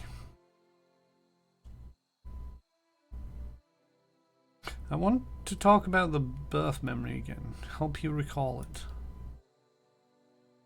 There is a silence as your breath falls still and you hear the faint cry of a child in the distance, a newborn child, almost exactly like what you heard in the dream. As you listen, the Grieving Mother raises both of her hands as if weaving, her wrists chiming as she does so. In the semblance of a gentle turning she provided while the newborn was crowning. To your surprise, you recognize the motions and the words from the memory, even as they are new to you. As she weaves her hands through the air in front of her, the child's cries grow still, yet the sound of the chimes weaves almost hypnotically in your thoughts. The sky seems sharp and clear, as you feel as if you are towering over your surroundings, as if kneeling atop of a great pillar, just as she did in the memory. To your surprise, the Grieving Mother falls as if her strings were cut, and her knees crack against the ground. Her hands never cease moving in the air, the chimes echoing her movements. In a ragged voice you hear her speak. The voice is much older than the one before you, harsh, almost desperate. Tell me what you saw.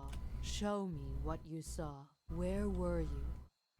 A huge forest stretching out beneath the great rock. As she kneels before you on the ground, she whispers to you hoarsely and even fainter than the distance between you. The stone of the plateau. Its color. Tell me its color. It was silver adra, its surface warmed by the sun. As you watch, her hands rise before you.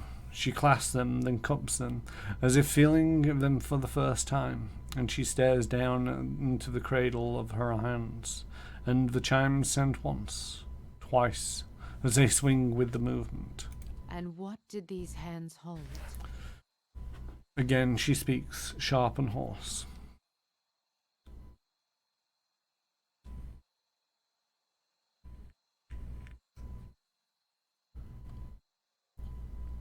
They held a mother while she gave birth, painfully.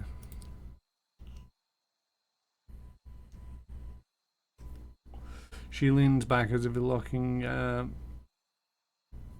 She leans back as if looking back at the sky. Her eyes are closed, but the film building on them. With a slow intake of breath, you feel time become quite still around you.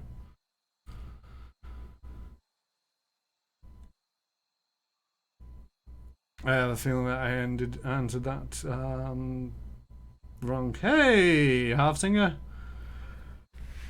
What's up? The ceiling, as always. How's it going? It's been a while. Just playing some Pillars of Eternity at the moment. Met a very creepy lady, the Grieving Mother. She's weird. What have you been up to? Don't see you online as much these days, although I did manage to pop in for most of your... I'm not being mean. Your thoughts must flow deep. You know, her name is Grieving Mother. That's, you know, that's Olive. That's Pellegrin. Her name is literally Grieving Mother. She is weird and I love it. Hey. I'm not being mean when I say she's... Everything's weird about her. I don't know what to make of it.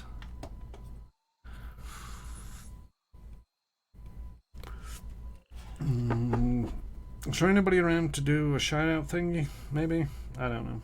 Oh, maybe I can do that one. Here we go. Shout. Is it worthwhile shouting out your channel? I mean, you've not really been streaming much, or is it worthwhile shouting out where you stream? And I can't remember. Southern Tomfoolery. Yeah, I don't know how to spell that. Or I could probably spell it, but I don't know. But no, it's going okay. There we go. Thank you, Micah. Dragon Age Orange. That was a while ago. Did you just decide not to finish streaming that game, or All right then. take a break from streaming? I'm guessing you've taken a break from streaming altogether. Buttons. Right, where am I going now? Into a random building.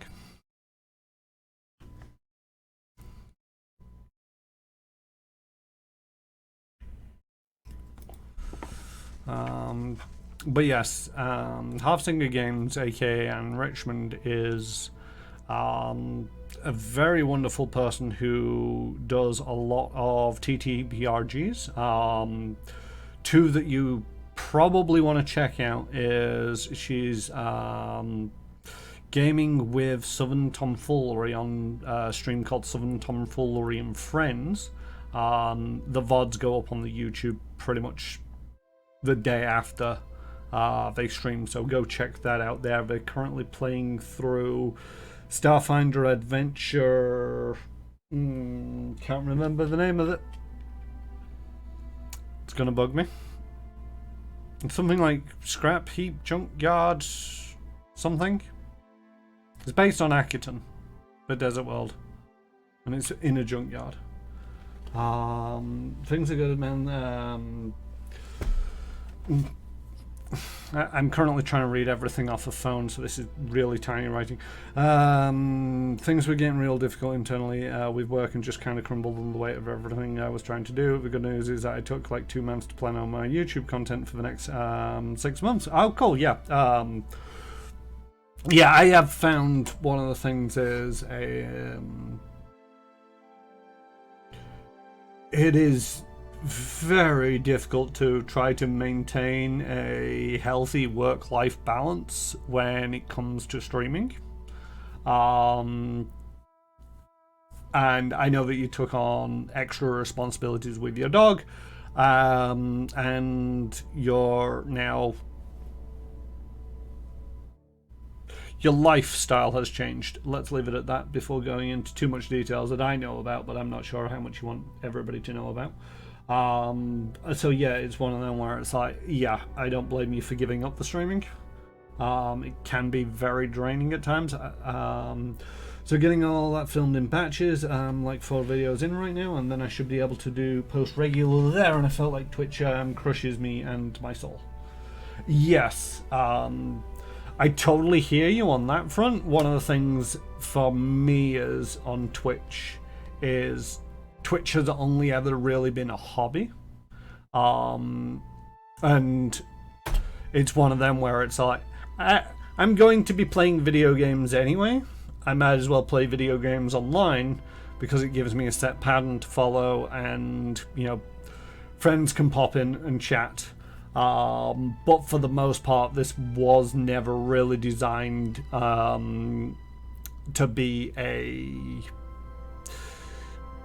profitable venture or a business idea. But at the same token, I totally get you. You know, over the holiday period, my viewing numbers just crashed because everybody was busy doing things, and it's like, do people not like me anymore? Why do they not like me? I haven't changed.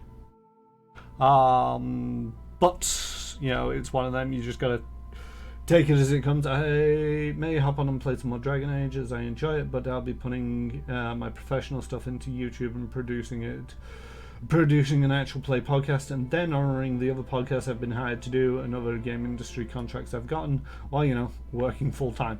Yeah, that's a thing. This is one of them where it's I feel with Twitch being just... I'm going to switch over to this so that I can actually look at the camera and not look down there all of the time.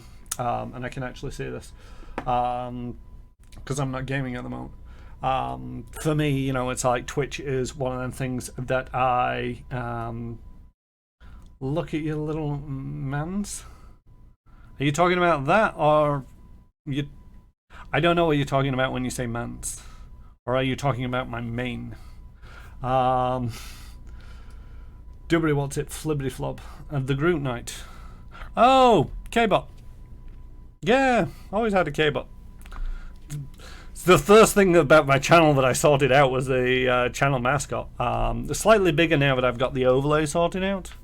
I feel that I've got a fairly pretty overlay. Let's just switch around the screens so you can see them.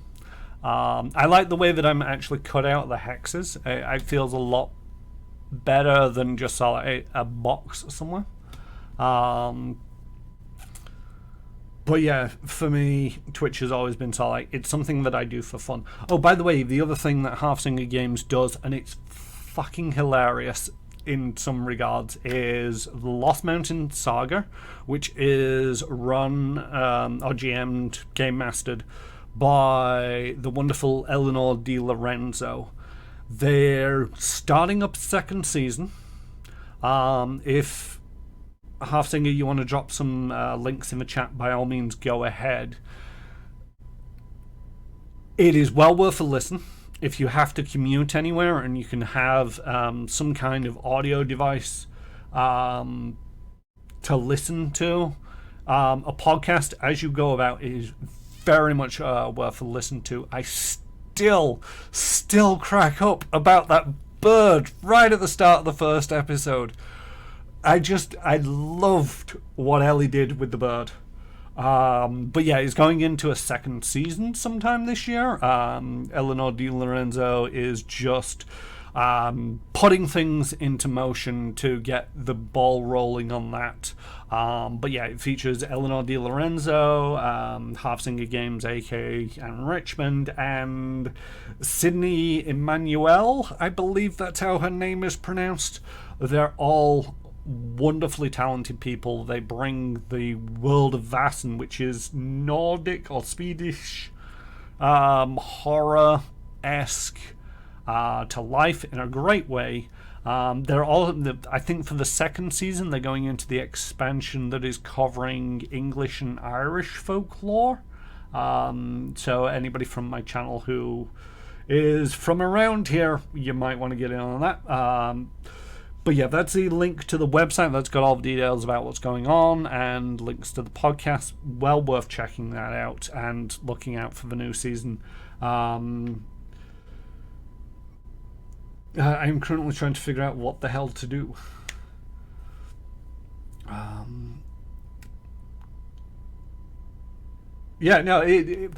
The thing is, it's one of them. It's so easy to hype because it's just a fantastic product. It's one of them where it's like, I know people who can sell anything. They could sell you this empty or half empty packet of antacids and they'd sell it very well. I can't do that. It's like, it's half empty. What friggin' point is it unless you got heartburn? Get over it. Go buy a new packet. Probably better because that's half used. But when it comes to be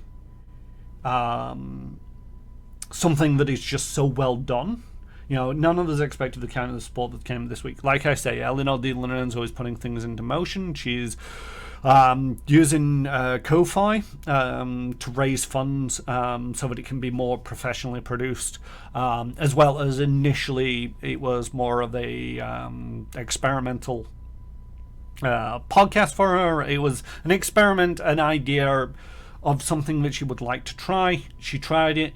It was very well received, and it was a fantastic piece of work. The thing is, now that it's going into the second season, it needs money. These things take money to make. She put a lot of herself into the first one, so she's hoping for the second one she can not take as much of that burden on herself. So she's raised money on Ko-Fi. Go check her out on Twitter. I think it's the best place to find Eleanor Di Lorenzo. And she's got her links to Ko-Fi for raising funds for the second season of the Lost Mountain Saga. Really looking forward to that. but yeah, with everything that you're doing, Halfsinger, you've got Southern Tomfoolery, you've got Lost Mountain Saga, you got your YouTube channel, you got your day job. Something's got to get. Oh, you've also got your lifestyle and your pet dog, Sam. How's Sam doing, by the way? I still dog. A dog. Was I disrespectful about the dog? I'm not a big pet person. But I appreciate that you've got a dog. His name is Sam, short for Samwise. Because hobbits. What more do I need to care about this dog? It's a nice dog. I've just never met it, okay? It's in New York. Somewhere. I think Helen didn't expect to be able to sport it as fast, and she told us that we had to put it on hold till we had more funding. Both Sid and I are really in full support of Ellie finding the joy in the process and making it worth for her to feel like it's her space. And I'll think that she felt all of that with the reaction to the Ko-Fi, and happy for us, but really for my friend. You weren't. She's great. Nearly a year old. Yeah, it's been a while. But yeah, you've got all of that going on, and then you've got Twitch, which over the last year has been at times a perpetually burning dumpster fire of a space to be in. I've raided Pleasantly Twisted one time in the middle of a hate raid. That was a fun evening. Very, very bad use of a term fun. So stuck around there to help support her, fill her channel with actual people who wanted to be there. So yeah, when stuff like that is happening, it can leave you very much disheartened, and so like, what's the point? Especially when it's like, one of the things for me is I've been doing this for over a year now, and as much as I appreciate everybody gifting and using their subs on my channel, either whether it's through Amazon Prime or paying for one privately, is I've still not seen any of that money. It's getting close. It's getting real close. But if I was to be like, this is my job, this is what I need to be doing to survive, then would totally destroy my self-esteem and desire to continue doing it. But luckily I've managed to work myself into the mindset of, this is a hobby. This is what I do for a laugh. This is where I come to chill out with friends. But yeah, Ellie deserves all the support she's getting for the Lost Mountain Saga. She said that she didn't really expect the support to be as fast. I don't know. People, when the initial Lost Mountain Saga started, and she was still Twitch streaming herself a fair bit, she was just doing such a fantastic job that people were suggesting it's like, kickstart it, do something to get money going so that we can have more of this. And it doesn't surprise me in the slightest that now she's like, I need a little bit of money to get this going, that a lot of people have just been like, here's the money.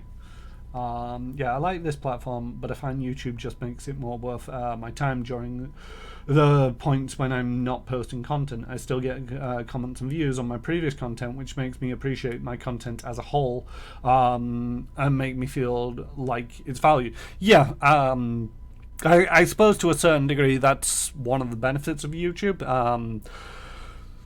I move all my videos over to YouTube when I'm done,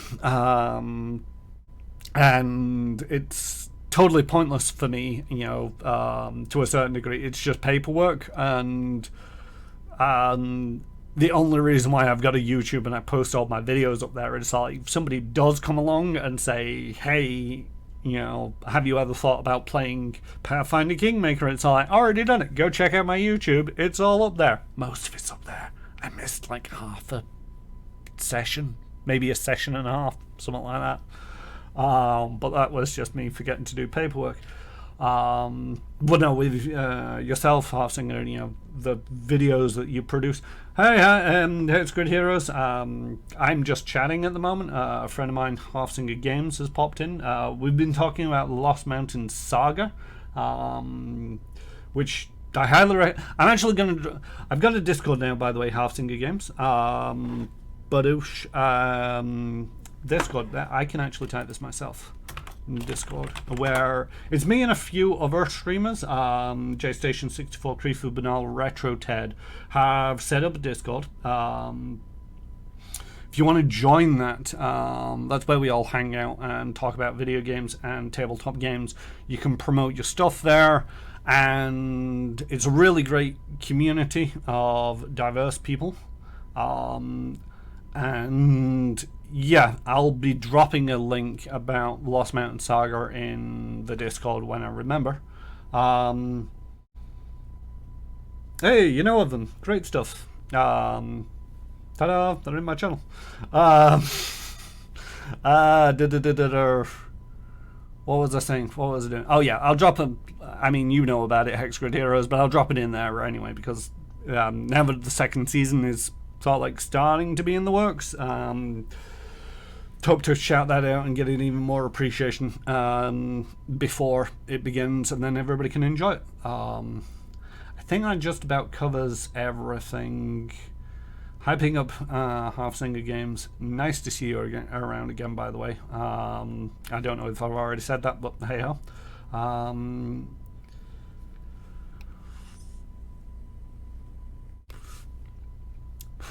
I think that's just about covered it. Oh yeah, your content on YouTube. That's where I was going before. I think that's the last thing. It's like with your content, because it's all edited down to be very concise. You know, a lot of my streams is just me rambling, either playing a video game or taking a moment out to ramble about whatever I want. It's like, it doesn't make for prime YouTube content, I'll admit.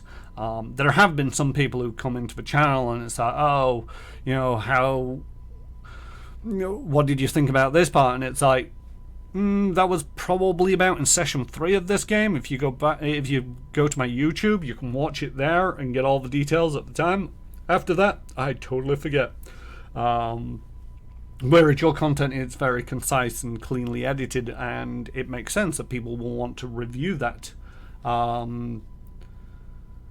every now and again. And Hexcrit Heroes, I don't know what you mean by the what. Yeah, I black out on stream what happened. Yeah, I do that all the time. And there was something that I was doing the other week where my brain just turned off entirely halfway through the stream, and it was like, nope. Oh, by the way, Halfsinger Games, one of the things that you might be mildly interested in is on Fridays I've started playing spooky games, but with people in my Discord who joining me watching my stream, so I'm not alone in playing these things. It's the only way that I can survive doing anything slightly spooky. And it was kind of on a oh, you don't ramble, it was a joke. I figured that it might be a joke, but I do ramble a lot. I know that I ramble. The first stream was for the first game that I streamed was Resident Evil 4. I don't really do Resident Evil games, which is why it's like, if you want me to stream that, you're going to have to be in my ears and support me through it. And so I chose the second game, which is Prey. Very interesting game. It's kind of like BioShock in space. But the game after that, Mikecat_UK has suggested that I play Alien Isolation, which I feel is a terrible idea. But I'm going to be trying to play that in some form. if you ever have the time and chance to drop in and be one of the people in what we refer to as a peanut gallery, cheering me on. It is, but I'm not going to stop you. Well, you know, nobody ever stops me when I'm doing my daft things. But yeah, Half Singer, if you're ever sort of like available, I know that you've played the game, I know that you've completed the game. Oh my god, please take some sleep time, see or something. That game amped my blood pressure.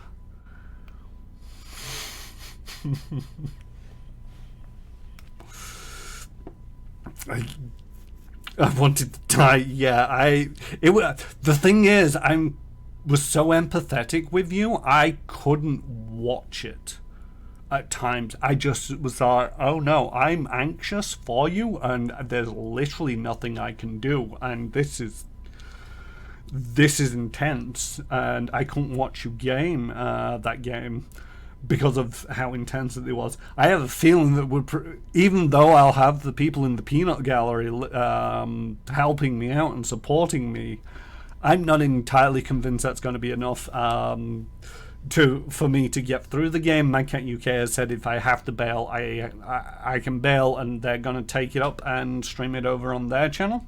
But yeah, Half Singer, if you do get a chance to drop in on one of those, it's Fridays at 9, midnight UK time, meaning it is 4, 7 East Coast. Just give us a shout. Get in on the Discord server. I'll sort you out as one of the people that can actually drop in, and just drop in whenever you get a chance and scare the bejesus out of me while I'm streaming, because that's what happens when people jump in halfway through and I'm trying to be quiet, sneaking around, and Discord is set not to make noises. It's always good for a laugh. Apparently that's what entertains it. Yep, that's what entertains the internet though, Half Singer. It's always good when somebody comes in and goes hi and I jump out of my skin. People enjoy it.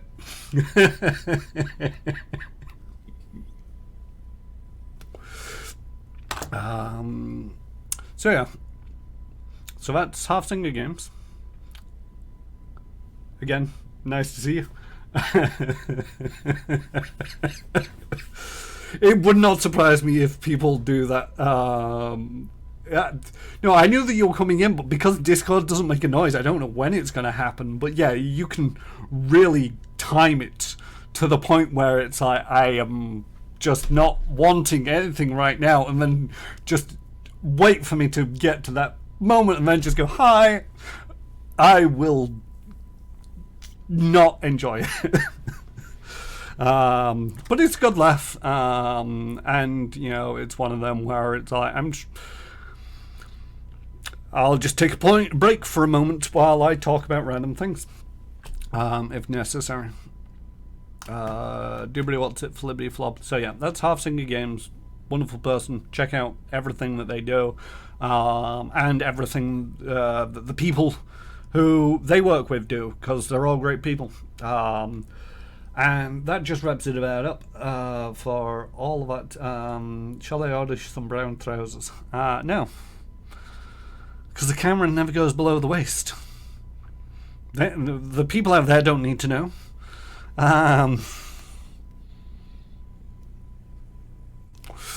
Anyway, let's actually crack on with this game and find out what is going on with this little town. Oh, another memory person.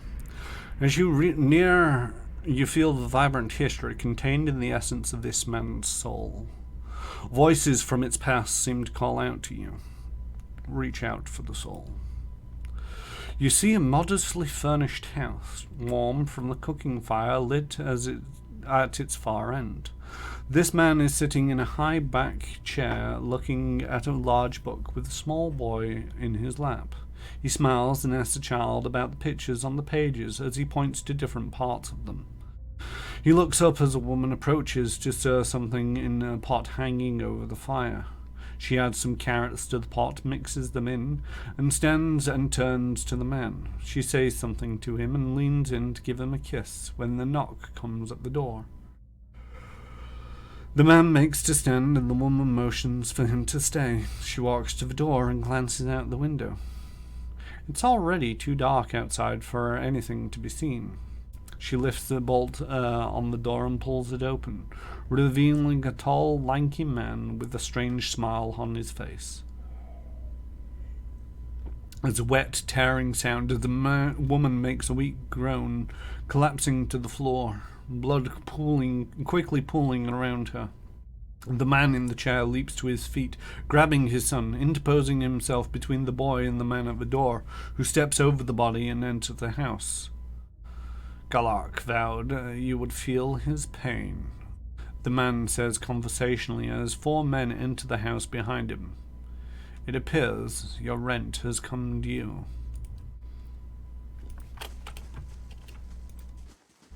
That's stealing, that's stealing, that's stealing, and that's also trapped.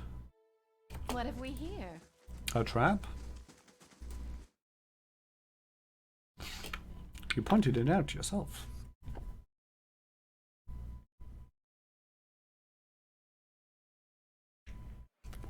I need to keep an eye on the time. If anybody notices that it gets to 11 o'clock, by the way. Top of the next hour. I was glad to be gone. The Dukes are my parents now. The Republics, my children. That's an interesting way of looking at it. Let me know, because my OBS crashed. My camera went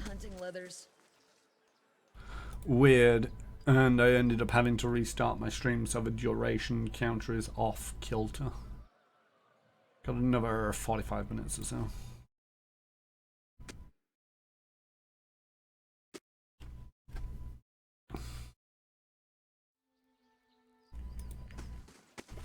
I can't find it anywhere. I never... We'll talk about this later. Get back to the dyers. I'll take care of our customers.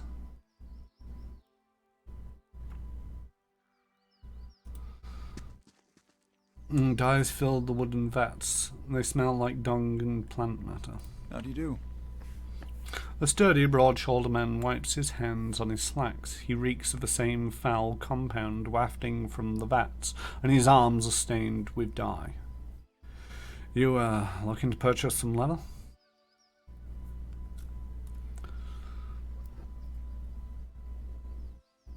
What's in the collapsed tower? It's collapsed. Nothing. He rolls his eyes and shrugs. A few hides on stretching racks, and the tallow stench danglers always grumbling about. The rest of it keeps dust, just like the fool's Lady Thanu who tried to hold it.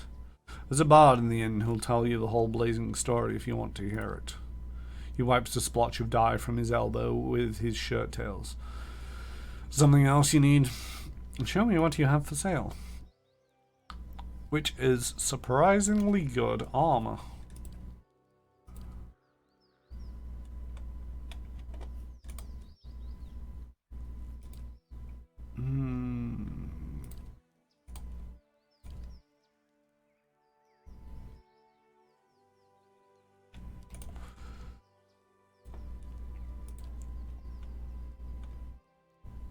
But not great. Okay. Girdle of Mortal Protection. Not bad. Negative 20%, 27% crit damage. On endurance every 3 seconds. It's not great. The thing is, nothing regenerates health in this. So it's like the endurance regeneration will get you killed. Oh, no, don't gamble stuff. I want to sell stuff. I want to get rid of the armors that aren't magical, the weapons that aren't magical.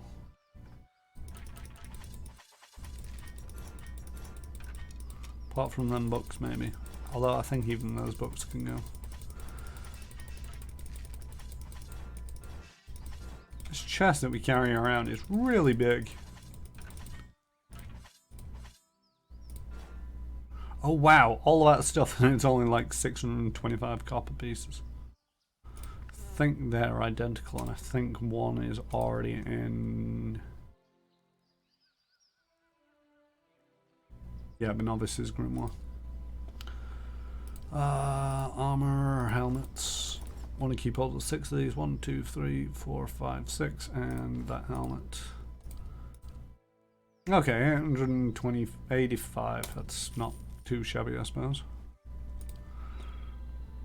I can get it to spill its secrets. Stay out of my private quarters, and that goes for you and Hanron's bootlickers. Alright. Wasn't showing me the Sidil symbol, so I thought I was okay going back there.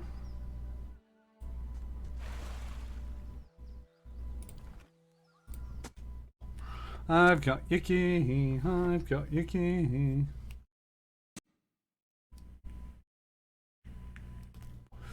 I have a feeling that they're nefarious people. Probably using this stink of the tanning material to cover up the scent of a dead body. It's my first and foremost guess. Intrigue abound. A woman leans against a wagon. One arm and one side of her face are covered in bandages, with raw, rippled flesh showing underneath. A minty, tangy scent wafts from her dressing. She smiles painfully. Just ventured into town. I'm about to dry out my old stocks, but you're welcome to have a look-see. Why are your stocks limited? Damn roads. I can't reach none of my suppliers, and I'm stuck with whatever I can scrounge up in the woods. Direcap, Ritherreed, and the like.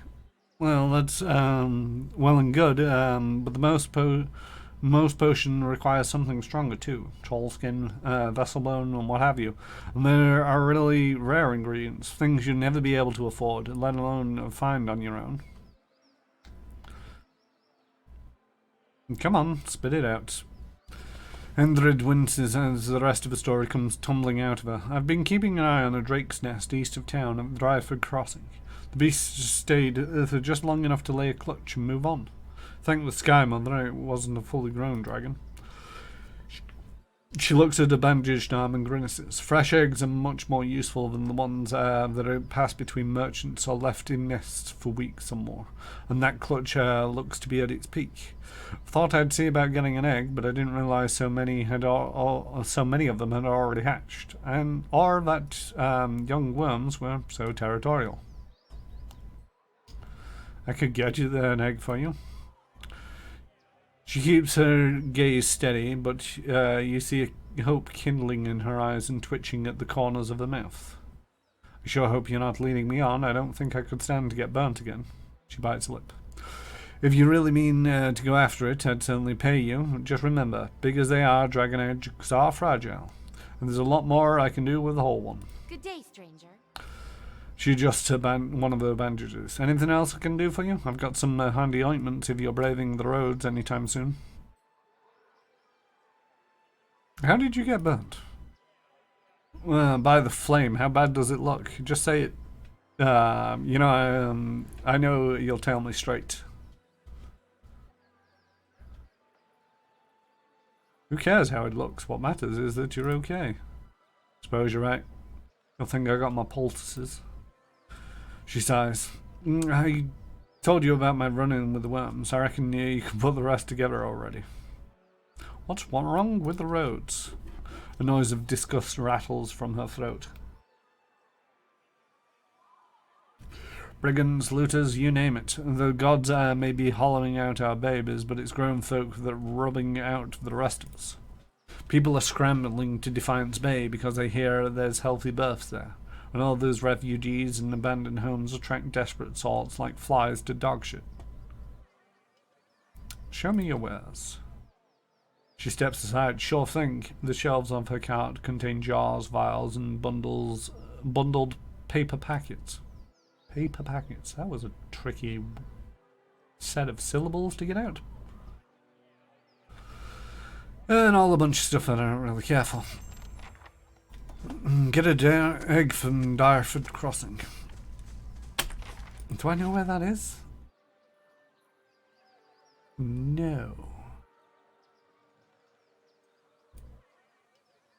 I think she told me a direction. Maybe? Blood Legacy? Nope. Nest egg, there we go. East. Oh, south, east. East. That way. I think though on your screens it's that way. But to me it's that way.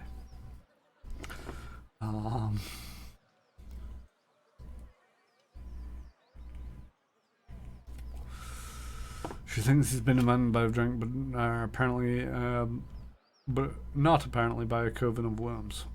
Okay. Safe haven.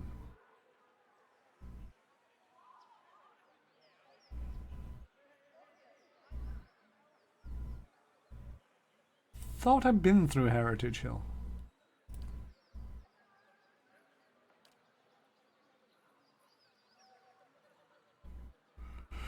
Groomed, said one of the thieves mentioned an abandoned farm on the path to Dryford. I meant Dryford. Which path? So confused about this game. It doesn't really give me many clues at times.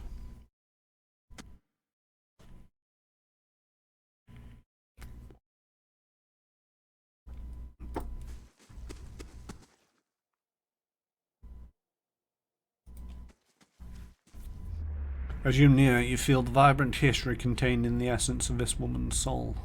Voices from its past seem to call out to you.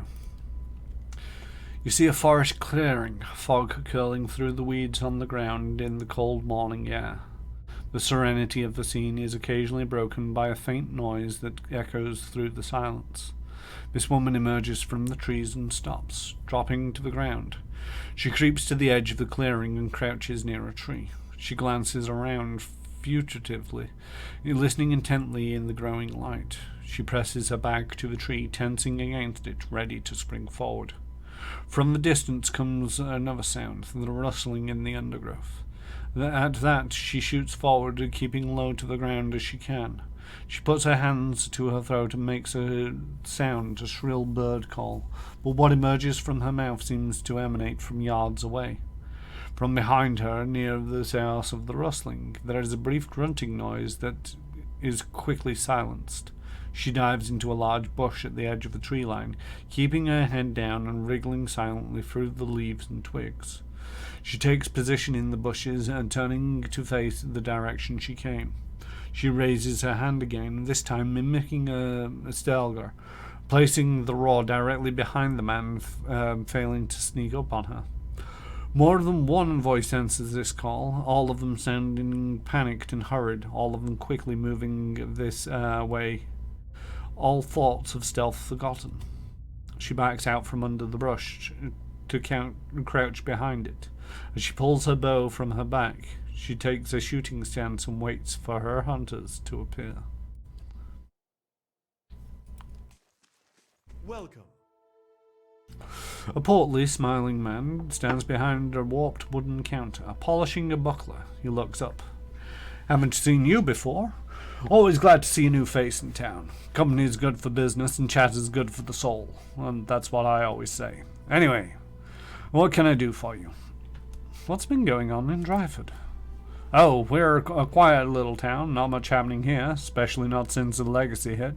People realized that they couldn't have babies and just stopped trying altogether, and that takes a lot of excitement out of the day-to-day, if you can believe it.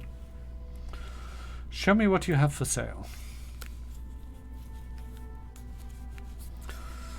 The Hours of St. Rumbold. St. Rumbold was the first among the Thosian pilgrims to take up the Emperor's offer to resettle in the distant territories of Regris. The dedicated priest of the Shining God, Rumbold was regarded as a leader in his community, known for both his unwavering dedication to his congregation and his stern vigilance against lapses in doctrine. What survives of his sermons reflects this duality, for he emphasized the redemptive power of faith, even as he warned against the dire punishments awaiting those who rejected Eothas' beneficence. The colonization efforts brought Eosian settlers into direct conflict with the native Orland populations, and Rumbold was among those credited with routing several brutal attacks upon the settlement. Ultimately, however, Rumbold was mortally wounded during a violent raid. Witnesses claim that upon the moment of his death, Rumbold's body was suffused with an overwhelming burst of light, knocking the remaining Orlan warriors flat or scattering them back into the forest. Accounts arose of Rumbold's final hours, described the great miracles which were observed to have occurred during the days preceding his death. Eothas, as it was said, had informed Rumbold of his fate, and the priest accepted this gladly and without fear, for he knew death was only the first steps in his rebirth. He subsequently marked each of his final 27 hours with the miraculous act, such that his congregation would know that the gift of Eothas was bestowed upon him, and continued Rumbold's work in his stead. Rather than staunch the flow of the Orthian settlers, Rumbold's death only encouraged more pilgrims to venture across the sea, eager to set their eyes upon the final resting place of Eothas' favoured servant. The Hours of Saint Rumbold was forged in dedication to this patron saint for the resettlement, and its blade is inscribed with markings counting the 27 hours before Rumbold's passing. In such matters was the blade imbued with the saint's power. It was said that the night that a man knelt before the sword and know with precision the moment of his death. It's a lot of words. Crits can inflict prone, plus damage on the crit multiplier, and it's got accuracy 3 and 15% damage. It's a nice two-handed sword. Is it better than what you're using? That is what I'm asking. Well, that's a fine greatsword. It's 1 point of damage on the minimum and the maximum, but the accuracy is up. The chance to crit is the same, but the damage multiplier is up, as well as it can knock them down on a crit. It's also most of my money.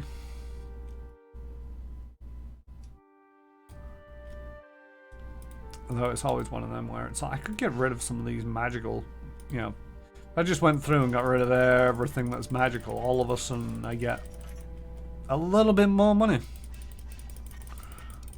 But I kind of want to keep my magical things. Where is all that stuff just gone? Oh my word, that's a terrible idea, game. Why would you do that?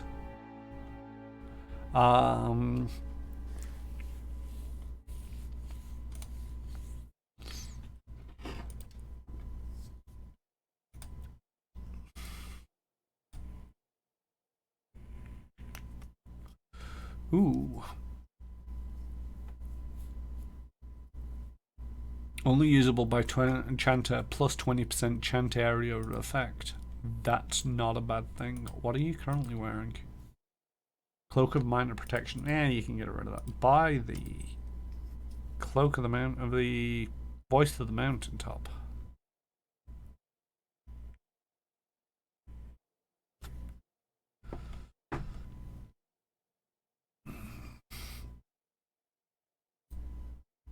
Why is the tooltips being weird?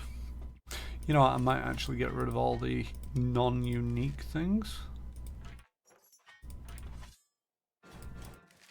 Just because I really don't need this stuff clogging up the inventory. I'm still keeping all of my pistol now. Spent a lot of money on that pistol. Wonder what you use. Curious now. Trade. Close. Inventory. What are you? Oh, you've got a fine dagger and a fine crossbow. Good stuff. Here, have a cloak of protection. Do you use armor? Fine padded armor, okay.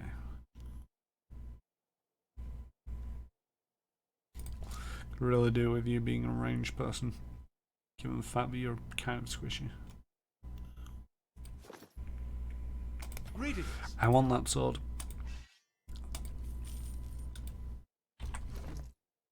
Where'd the sword go? Seriously, I just bought the sword. Where did it go? Oh, there it is. It's in your inventory.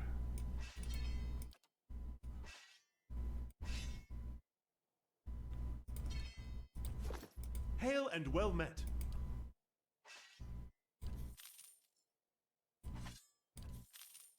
Is that unique? Oh. Well, that's a curiosity. It's a soul-bound scepter. Soul-bound items are unique items that magically bound with the soul of a single character. Once bound, that item can only be used by that character unless the bond is severed. A soul-bound item increases its power as the wield to complete certain requirements specified in the item's description. Most soul-bound items only bond with characters of certain classes. However, items always qualify for any talents or abilities like weapon focus and specialization that the character may have. E.g., if a fighter has weapon focus and specialization in ruffian, he or she would gain the benefits even when wielding a soulbound greatsword or wand. Benefits from multiple talents and abilities of the same type, weapon focus, ruffian, and peasant, do not stack. If the bond of a soul bound item is ever severed, it will lose all of the abilities it gained over time. Interesting. Binds with wizard, priest, and druid.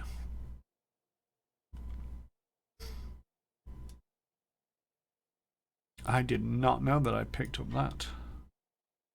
It's probably gonna go to that guy. Because you just have... You've got a scepter. This is kind of a scepter. Gren Hiwain's stands. The blue stone scepter is remarkable in that it has been shaped from a single sapphire. Its only other component is its grip, made of silver bands.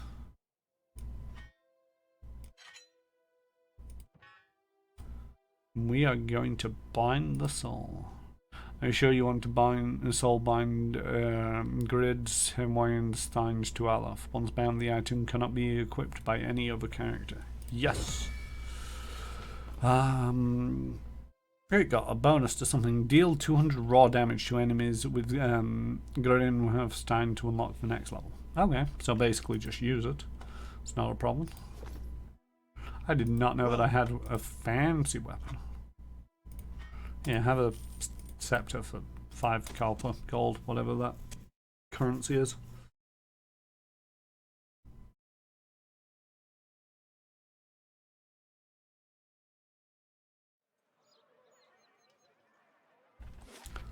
Right. Is this a house that I can go into? No, it is not. Did I go into there? No, I didn't. I went into the mill. That's the tannery or dye. Tannery is for places of tanning leather. What's a dye house? Dyery? I don't think it's called a dyery. What do you call a place that dyes cloth or fabrics or leathers, but just dyes things in general? Anybody know? Answers in the chat. I'm running out of coffee. But luckily we're closing up on time. I say luckily. Luckily for the sake of my coffee. Surely even you can understand that. We're decent folk, my lord. Perhaps you should leave and check the wilds. As you near, you feel the vibrant history contained in the essence of this woman's soul. Voices from its past seem to call out to you. You see this woman running through the streets of a small city. She pushes her way through the crowd, glancing over her shoulders as she does. Her clothing is torn and her hair disheveled. Even as she appears to be attempting to escape from someone, her eyes sparkle with joy. Her mouth is pulled back in an enormous grin, and occasionally a small giggle works its way out of her throat. While looking over her shoulder, she runs headlong into a well-dressed man standing at one of the market stalls. The moment she sees the man she's run into, her face changes. Gone is the glee, replaced by fear. Her grin twists into a frown, her bottom lip quivering. The man, seeing her appearance, expresses concern for her well-being, and she leans against him, weaving a tale of a brutish man with wandering hands. As she speaks, her own hands travel over his body, seeking, exploring. There is a shout across the crowd, and they both look over to see a large, angry man approaching, roughly pushing his way through the crowd that separates them. She stiffens against him, feigning fear. The man tells her not to be afraid and then steps in front of her to block the path of a figure who is coming nearer. The woman smiles, slowly backing away from them both, and lets out a gleeful cackle. Her protector turns, confused, and sees her departing, laughing and shaking a coin purse. She spins and races off through the crowded marketplace. Confused, the man feels at his belt. His face hardens and he yells, joining the chase after the laughing woman, losing herself in the crowd.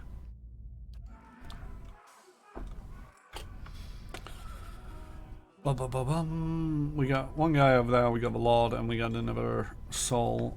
We've also got us upstairs. Eon.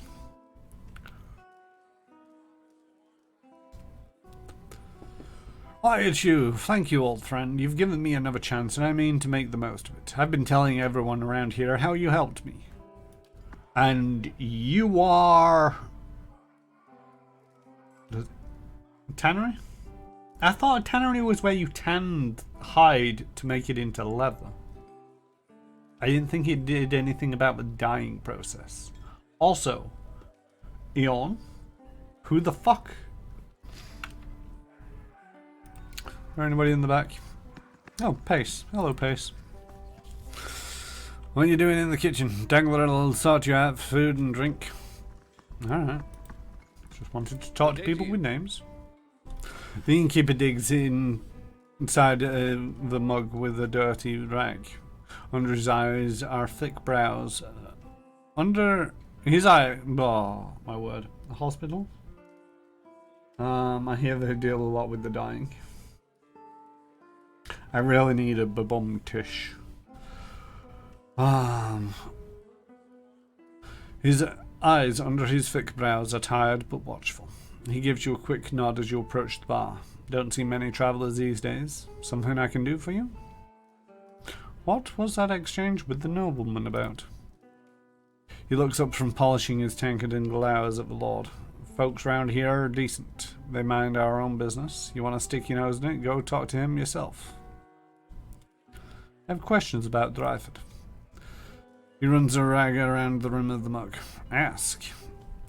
Tell me about the village. Walk from one bridge to the next and you've seen it. We're quiet, hard-working folk. We keep to ourselves and we don't take to being pushed around. He glares at the well-dressed man standing off to the side. Used to be a castle here, built by some family of the Adrian-Thanes, back when the Empire first came. Only one tower is still standing, and that's part of the flag little shop now. Sid the bard by the fire could spin you a yarn if you're so inclined. Who lives in Dryford? Not many anymore. Hard to keep people around when everyone here is birthing hollowborns. But we got a few who stick around and do business. Tittergrill's got his leather curia. Curia? Curia. Haydn's crafts potions, and Winfred trades in general goods. Rumbald's pig farmer, or was anyway. Something happened to Rumbald's pigs, I take it? Damn ogre carried them off. Now he squeals more than his Erd ever did. He shrugs. It's rotten luck. And Winfred?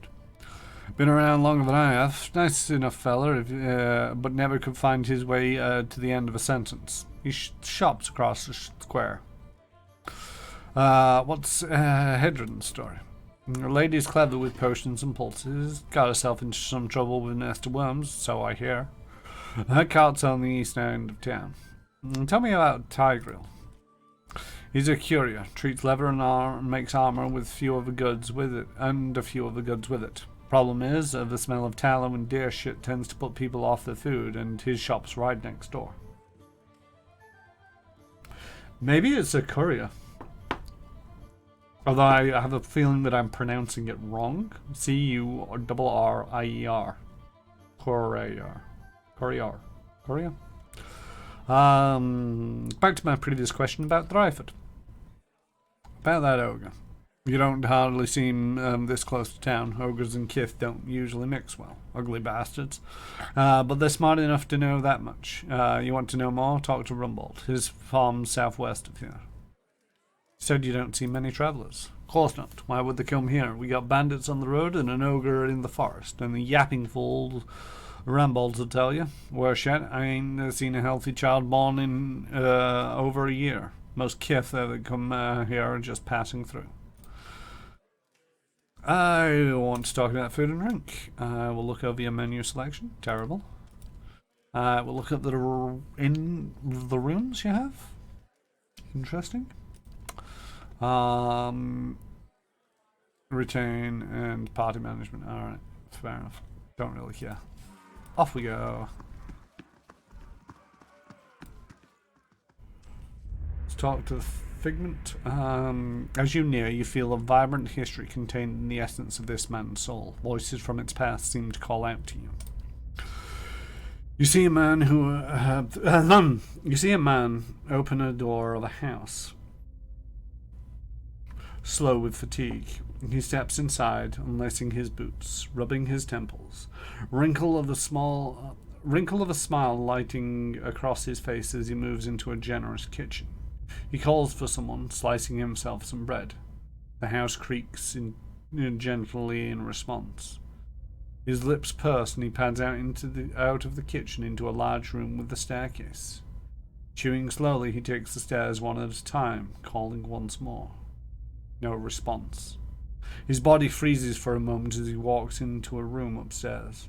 Nothing on the lone bed but an abundance of faded felt toys.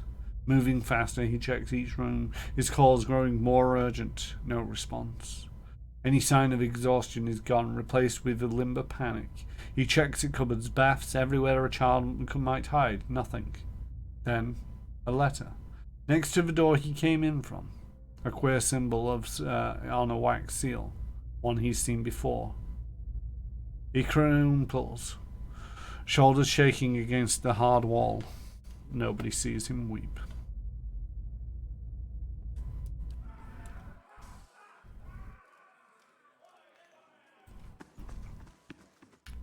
I don't really want to speak to this lord. He's likely to be a pompous twit.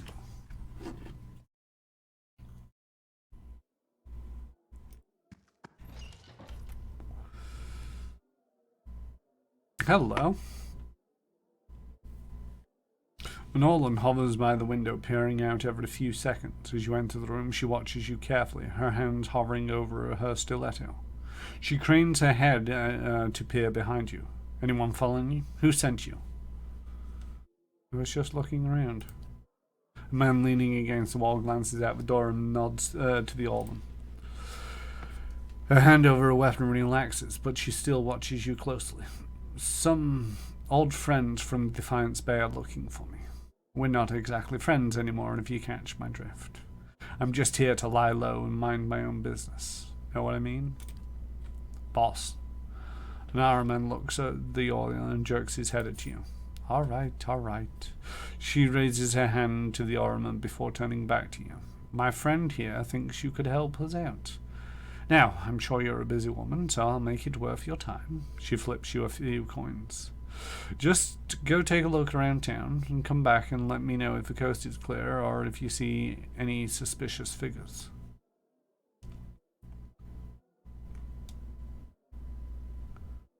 What? You're pretty suspicious. What's this about? She scratches the back of her neck. I may have gotten myself into trouble with some powerful people in Defiance Bay. Powerful criminal people. I suppose it was bound to happen eventually. I'm a thief by trade. It's hard to do my kind of business in a city without crossing them eventually. Now I'm just trying to put some distance between us. Very well.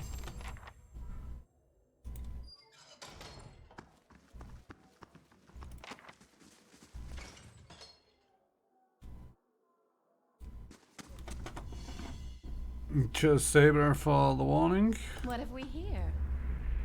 As you near, you feel a vibrant history contained in the essence of this man's soul.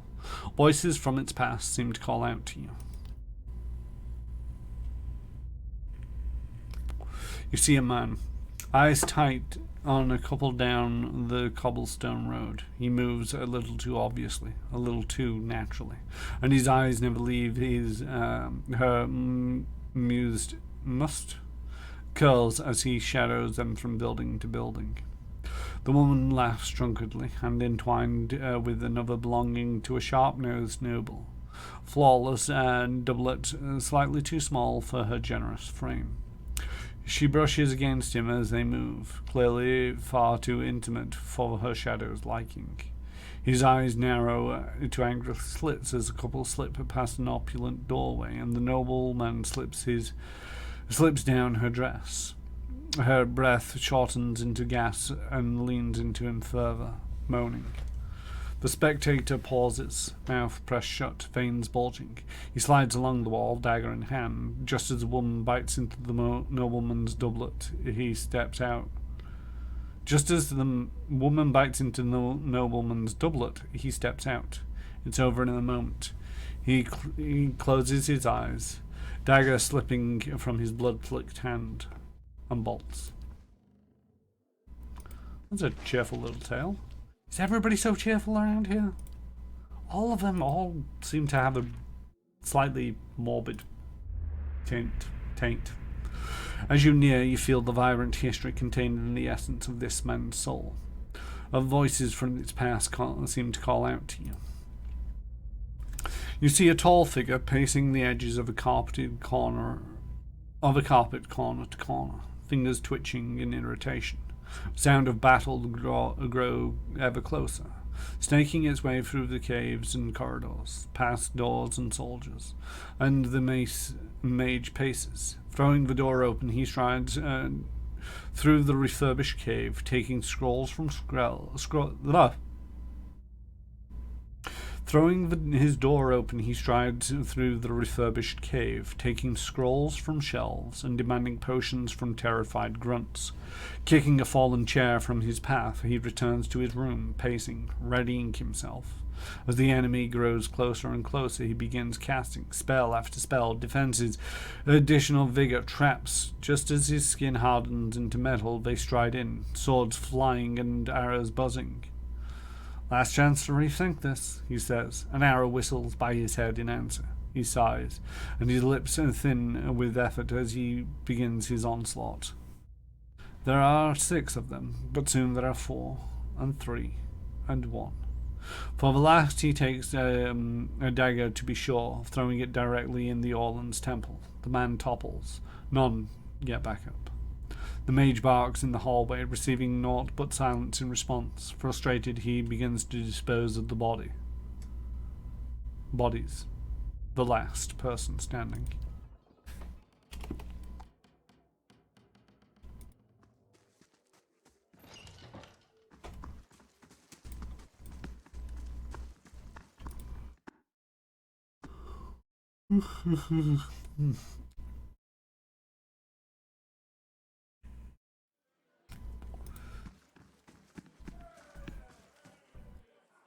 The man wears Adra-style robes, simple but elegant. His fine leather shoes look like they were made for padding around indoors, yet they're caked with mud. He yanks a lock of hair entwined through his silver-gloved fingers. His fine features are etched with anxiety. My child is out there. Do they not understand? My lord, we're doing everything we can. Unfortunately, these villagers... Beasts take them all. I don't care how you do it, but find her. Your child is missing, I take it. Yes, Lady Alice. My daughter. Alice, okay. He tugs at the fingertips of his gloves. I've asked around, but nobody in this mud hole has any concerns beyond their swine. They turn my men away like beggars and seem downright pleased to be of no use. But you're not one of my soldiers. And you look like you're used to getting your hands dirty, if you don't mind my saying so. The guard leans in. My lord, Harond raises a hand to silence the man. If you find her, he nibbles a thumb of one silk glove. Tell her I won't be upset with her. She can come back and all will be well. I just want to make sure my Elise, my child, is safe. Nothing in the world is more important to me. I'd like to ask you a few questions about your daughter. Alice. Of course. Describe Lady Elise. She's a striking young woman, bears more resemblance to her mother than me. Her auburn hair and delicate, well-bred features. She must be, 28 or 29 by now? Tell me about her disappearance. We stopped in Dryford for a few days. On the fourth evening here, I was making plans to continue our journey. Lady Elise was feeling unwell and went to bed. When I retired a couple of hours later, I had found she had vanished. None of my men had seen her go. No one in the inn knew where she was. Since then, my people have been combing the village, but we've yet to find a clue. The locals have been no help. Why did you and Elise come to Dryford? It was merely a stop along the way to Idra's Rest. Ina's Rest? However, she took ill shortly before our arrival, so it seemed prudent to allow her to recover, a few days to recover. What's in Ina's Rest? He frowns as if about to protest, but gives in with a sigh. Lady Elise has reached the age where it is prudent for her to marry. Given this legacy business, I can't let her fertile years slip by, nor do I want her womb to fester in the presence of so many hollowborn.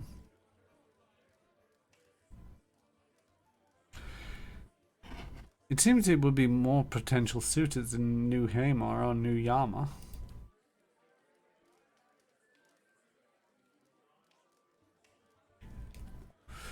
You think I hadn't considered that? Arranging a suitable match is difficult. The best prospects for my child lay in Ina's Rest.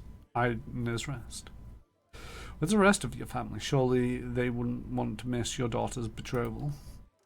Lady Hadron is ill-suited for travel, I'm afraid, and unfortunately Elise has few of her close relatives. My sister and her husband, Elise's uncle and aunt, of course, have been visiting Adra these past months. He rubs his knuckles. As for siblings, Elise has none. My wife has given only birth to hollowborn. Since Elise, that is. I see. Going back to your daughter. Going back to my previous questions. I heard you arguing with the innkeeper. A petty, small-minded man. Just like the rest of them around here. I've been paying him an honest fee for board and bed, and yet he can't be bothered to stir himself to concern for my Alice. Actually, he seemed angry at you. People from these backwater villages take offense for sport. You have to but show up with a full coin purse, and they'll hear insults in the jingle of your step. They forget that Duke Hadret came from the privileged classes, as did all of the other earls and lords who financed the rebellion they're so proud of.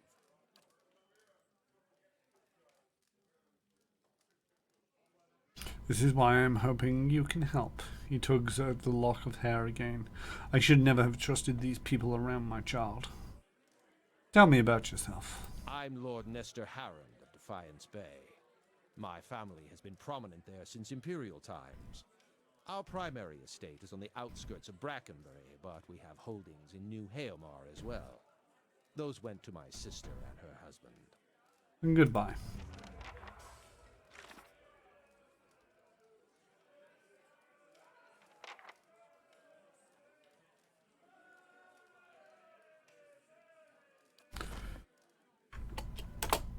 Well, that's a mystery to be solved, I suppose.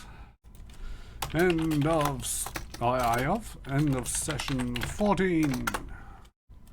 Wop wop wop wop. Alright, thank you all for joining me this evening. A lot of you have passed through here this evening. It's Grid Heroes, Saber, Half-Singer Games, Mike_UK, JStation64 was in here before he started streaming. As always, it is a Thursday evening, and we are going to go over and raid JStation64, but not before I do my outro. I have been, and will continue to be, Karen Rossmore. I stream Pillars of Eternity on Tuesdays and Thursdays, and usually Prey at the moment.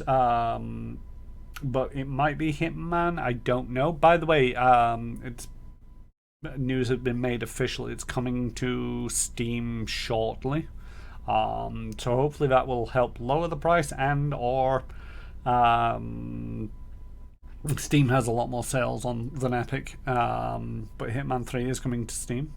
And for anybody who owns Hitman 1 and 2 on Steam, it would probably be easier to migrate the content to Hitman 3 than the faff that I had to go through for buying it on Epic.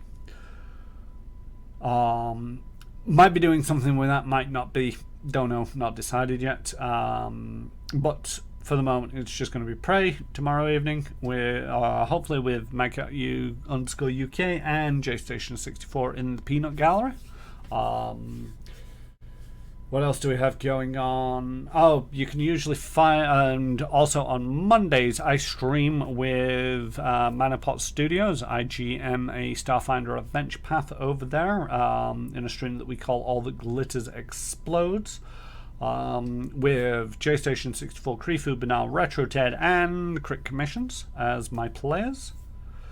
And you can usually find me other places around the internet, mainly watching over or joining in other streams, at which point the best point to know about all of those is over on our Discord, The Stumbled In, where we talk about games and geeky things and TTRPGs and stuff like that.